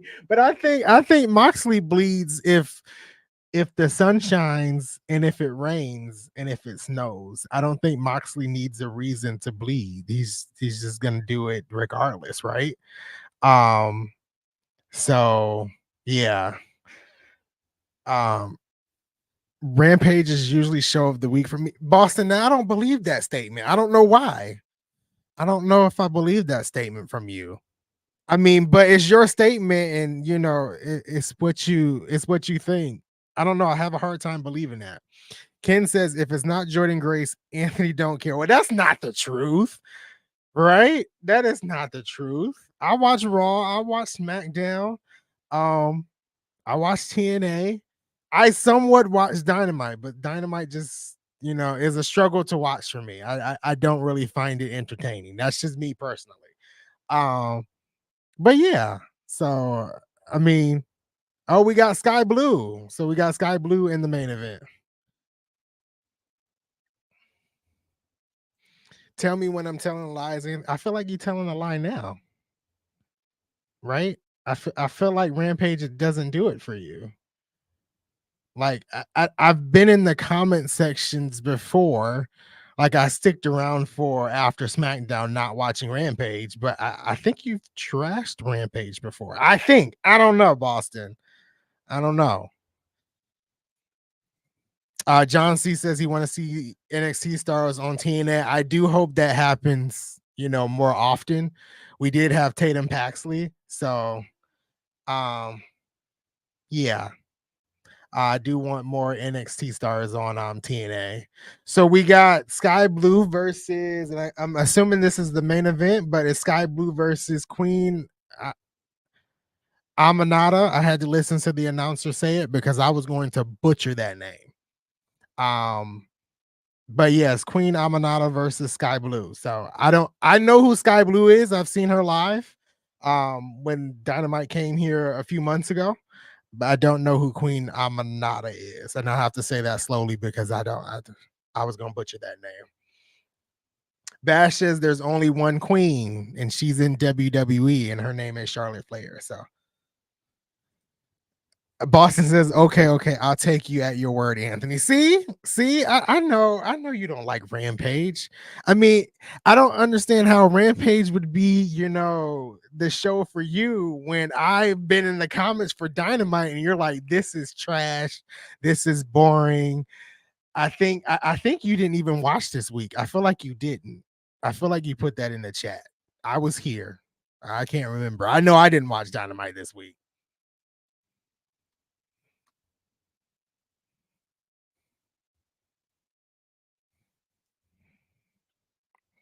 I think I'm liking Queen Amanada now. She's a little fast in the ring. John C says, Anthony, that's Boston's humor. Okay. But that makes sense. That makes sense.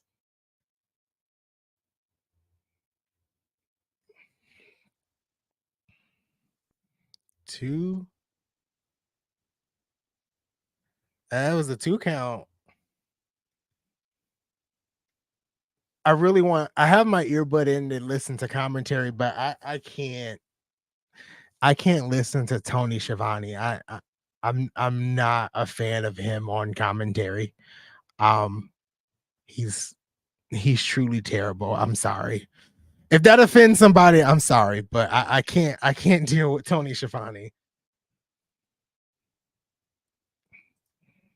Stoner Jesus says Boston's the biggest Collision fan in here.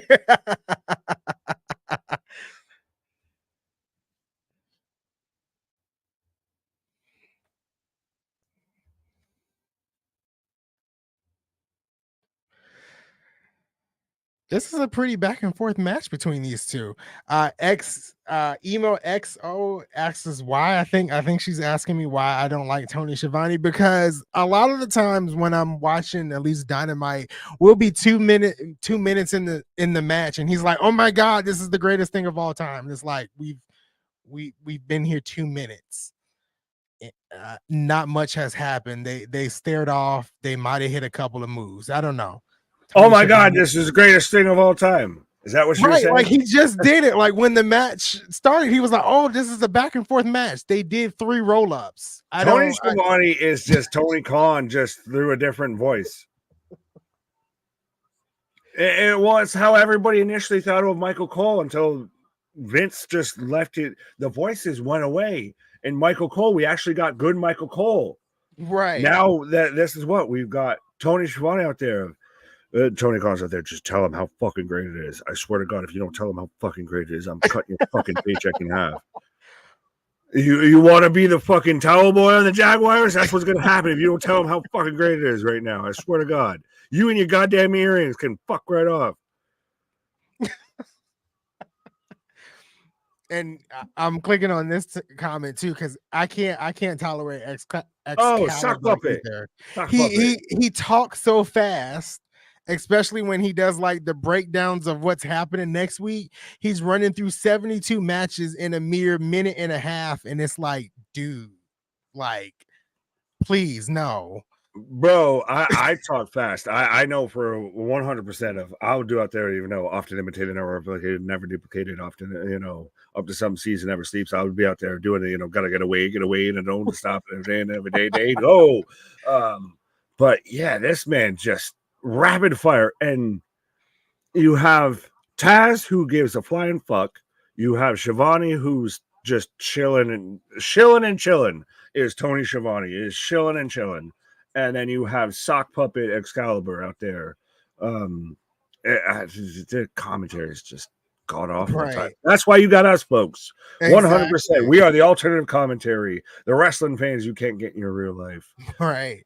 I don't know who's like the current Collision commentary team, but when it first started, like I really liked those 2 guys. I think Nigel McGuinness was one of them, right? And then I think it was a guy from Ring of Honor. Kevin Kelly. Well, you had Ian Riccaboni, you had Kevin Kelly, you had Nigel there. You had Kevin Kelly until he decided, well, he got kind of fucked over by Riccaboni and is now suing the company. So the whole commentary team has been in shambles. Again, folks, why we say and have proven we're the alternative commentary, we're the commentary and the rest of somebody you need in your life, not just you want, you need in your life. Right. No, we are not in the same room. We are not even in the same state. We're barely in the same country. Right. And touching hands. Right. Out. Touching me. Nick is touching Canada, and I am touching the state of Florida. So yeah. At this point, I'm gonna just leave it at right now. Technically, I'm the most northern person on the channel here. Right. I am the great North Pole of the channel right now. as we're in picture and picture right now, my guy. We've got the Wagoneers of Queen Amanada and Sky Blue out here. They're actually friends, like behind the scenes, everything that you constantly see them post shit together and just hanging out. But yeah, this is interesting. This is surprise. Well, I don't want to say it's surprising that it's the main event, but yeah, this is just wagon on wagon action here. Remember, we've got the best women's division. Meanwhile, Anthony's out here. I vaguely know of Sky Blue, and I don't know who Queen Amanada is, but we've got the best women's division out here. Just saying. Man can name 10 women's rosters from fucking TNA to WWE to fucking Ring of Honor for all I goddamn know. Right. But you show 2 women out here from AW. I got nothing, but they got the best, right? When he said that this week, I was like, really, Tony? Really? But okay. I mean, you're trying to hype up your company. More egregious that he said that or that he said Shaq was the best celebrity wrestler of all time. That one took the cake. That was Shaq the fool with that one.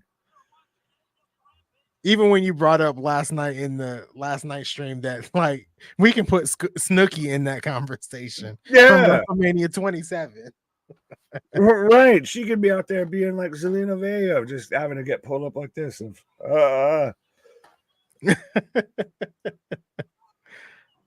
Amanada right now in control. Oh, you're hugging her butt in a stupid sexy Rhea pin there. What is it with women's wrestling and every pin is ass related? Pause. Just saying that. Just it I thought it said it came out loud. But yeah. Every pin revolves around posteriors. The fact that like I don't even really pay attention to that is shocking. No, you can have that again. We went over this last night with everything. You are the sweet summer child. You are the white hat. You are the white hat in a sea full of black hats. You are the baby face walking amongst the heels out here. You are just the sweet summer child. It's a great match. Meanwhile, I'm out here. Butts. Boobs. Yeah, I think we kind of established that last night. Yeah, but that's the thing though. That's how we have the best women's wrestling, but we're advertising it to perverts, preverts, and postverts. Right. Oh, Sky Blue looking like she's about to hit a big suplex. Amanada misses a nobody home and then a steel steps here. Is Sky Blue just walking her up on top of the steps? Are we going to get a superplex off the steps here? I have seen at least watch like Sky Blue's growth in AEW, like where she started and not like where she is now. Like she's grown a lot. It's the bell curve though, a little bit of when she was there, and now I feel like she's kind of in a downward trend. On the downside of the curve here.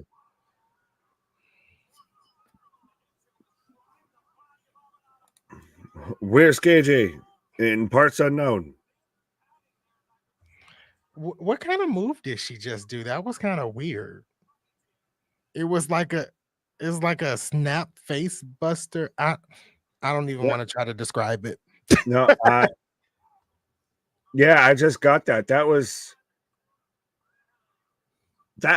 the I ain't got shit move. That's what that was, of just some bullshit. It was also known as just some bullshit because she just kind of like spun and she looked like she was gonna set her up for the Unpredator, like 10 other moves. Instead, she just kind of like, let me just roll forward and smash you. Right. As Queen Amanada picks up the win with damn near almost the Tarantula pin. Did she just win that on a headbutt? And this is how we're ending Rampage. I still constantly get hung up on calling it Rampage and Callistian because of Tony Storm. Calician and Rampage. But so Queen Amanada picks up the win over Sky Blue. And what in the Ring of Honor is this? No, we're gonna hug it out. We're hugging it out. So I mean, good on you. Oh, turns the super kicks her. Yeah, I think I might be a little ahead of you right now. No, you're fine. Yeah. No one's missing much. I'm just letting people know the cannon fodder that's happening. No, now here comes Red Velvet.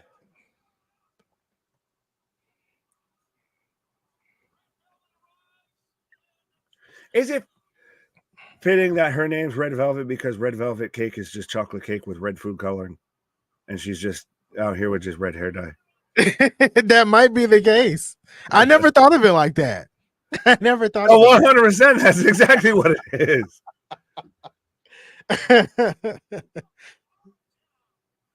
So that's how we're ending Rampage tonight.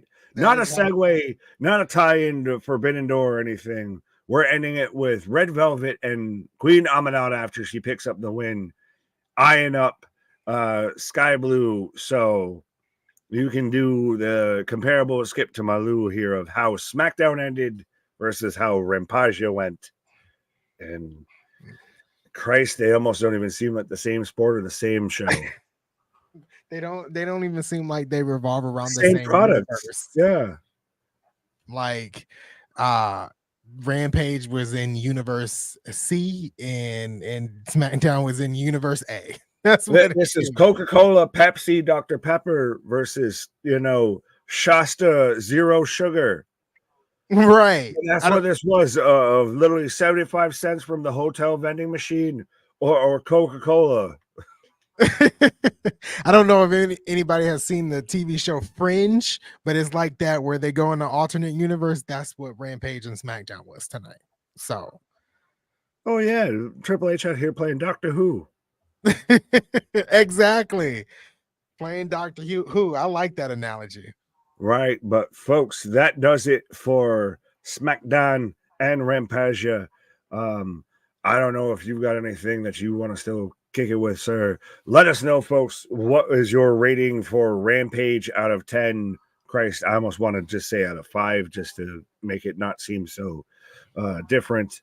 But yeah, how are we feeling on what we got on a feel good Friday night from Bro Wrestling here? I think Eric read my mind because I was giving Rampage a 2 as well. A deuces? Yeah. Giving it out here, ooses, deuces? A deuces. -1 out of 10.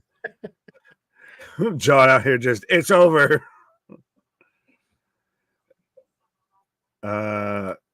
Is there more wrestling on 2.5 out of 10 because I didn't see Jericho? That comment alone needs to be studied. The fact that someone gave this a negative rating because they didn't see Chris Jericho, not because they did, but because they didn't. They didn't. Right, and I think the only wrestling that might be on right now is GCW, and I don't know if Anthony's even in halfway the mood of after dealing with Rampage to try and watch GCW right now. He's gonna be like, so what is all of this blood, guts, and gore? Who's this? I don't even think I've only watched one GCW show before, and I was not interested. It was a bit much for me. a bit much. Well, what if I could sell you that Zilla Fatu? He'd be on the show. Granted, he might have passed and already gone on by now. Right. I don't even know if I would still watch it. Yeah, no, I think 100%. I think that does it for us tonight, unless the chat has anything, unless you have any ratings, any of thoughts, opinions, concerns, anything like that. Not really. I think SmackDown hit a home run tonight. I think everything was great. the little down spot was probably the Naomi match. Even though she won, it wasn't Naomi's fault. It was just a little clunky. But yeah, SmackDown hit on all cylinders. I'm looking forward to what happens next with the Bloodline. Looking forward to Monday Night Raw to see what happens with Bray Wyatt. I'm not Bray Wyatt. Uncle Howdy, same difference. Uncle Howdy, Uncle Howdy and the gang. So yeah, I'm pretty pumped what Triple H is doing right now in WWE. Oh, absolutely. Again, still Friday Night SmackDown ended it with an amazing ending. Right. I just apologize. We had to have Rampage after the fact because that was the perfect way of, again, none of us saw that coming. And the wise man gets taken out. We all thought, me, you, KJ, we've all been out here saying of when they actually go at Heyman, that's when you'll get Roman. And they went at Heyman, but we didn't get Roman yet. So it remains to be seen because they just decimated that man. So there's no wise man now in the Bloodline. So the OG Bloodline has been fully disassembled. There is no longer a remaining member of the OG Bloodline outside of Solo Sikoa. Right. And just before we head out the door, like one thing that I was just thinking about, like, I wonder if Roman Reigns didn't have the passing of his father this week, was this a setup potentially for Roman Reigns to return to save Paul Heyman? I'll give you that, and I'll say no, because I don't think, and I don't want to put this on anybody. I don't want to be like Meltzer out there talking about like that, of like they did that for fucking storyline or whatever. But the man still went and visited sick kids and everything. That's true. So that's true. I think he's going to still do what would be best for a business of still, we're going to keep this thing moving. Yeah. You needed to let this breathe. You need this to be a standalone moment of a holy shit, what the fuck? Because they had no debut. They had no return, but we had a devastating moment. And we're all now, what the fuck? Like, we had 3, 4, 5 different predictions of what could have happened. They just said, you can have that. That ain't even what I'm mad at, because I ain't even going to do none of that. And pulled something that none of us predicted, but was still amazing. Still had us gasping at the end of the show here. Yeah, absolutely. It was just really a question I wanted to throw out there. I don't believe it's true, or the question that kind of, but it's just everybody's thought process. But yeah, I think SmackDown hit it tonight. I'm ready for next week. I'm ready for next week's SmackDown. Right. Connor saying not applicable out of 10. It can't hurt you anymore. It's all over. Breathe deep. You survived. Yes. He made it at the end. Rampage can't hurt you anymore, folks. Tony Khan can't hurt you anymore until Sunday. Right. John giving it a 5. Emo out here just respectfully, Emo just apparently just wants us to just stay on stream nonstop of Ring of Honor. Oh, please stay in line. Pump out the ads. Pause. But no, you can go and watch the back catalogs. How about that? Because I like me some sleeps. I like me some eats. I know Anthony does too. We got to be back here like Electric Boogaloo on Sunday for Forbidden Doors. So, yeah. Right. Absolutely. We got Forbidden Door Sunday, Monday Night Raw, NXT. Like the train keeps moving. So you will see our faces again. Well, absolutely. Yeah, we're going to get you out here for an NXT. Yeah. Even maybe a Dynamite. Right. I forgot about Oh, shoot. I got to sit through Dynamite next week. Oh. Yeah, I'm out here doing. Someone just do me doing this face, and just put it next, like with the Jack Nicholson. Yeah, here. Welcome to the Thunderdome, motherfucker. Big Nick and Anthony get a 10 out of 10 from Bash. Appreciate you. Geekbox saying, great job, guys. My score, Anthony out of 10 for Rampage.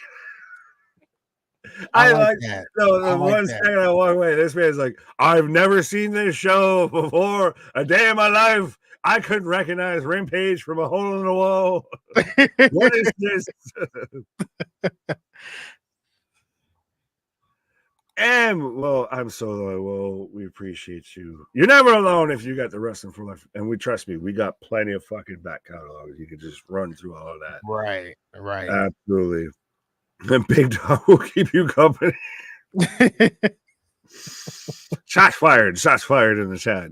On that note, I think before the ambulance, before 911, before the police show up here for the shots fired in the chat here, before we had to clear everybody out. How you feeling, my guy? I think this does it on a feel good Friday night. Yeah, I think this does it. I think we covered everything possible. Like I said, we will be back on the channel. We'll be back on Sunday, and then we roll through again all the way to Friday Night Smackdown. Absolutely. Our shit is real. Our shit is raw. Our shit is authentic. When you're talking about the wrestling, you better put that for life with it. Thank you for tuning in.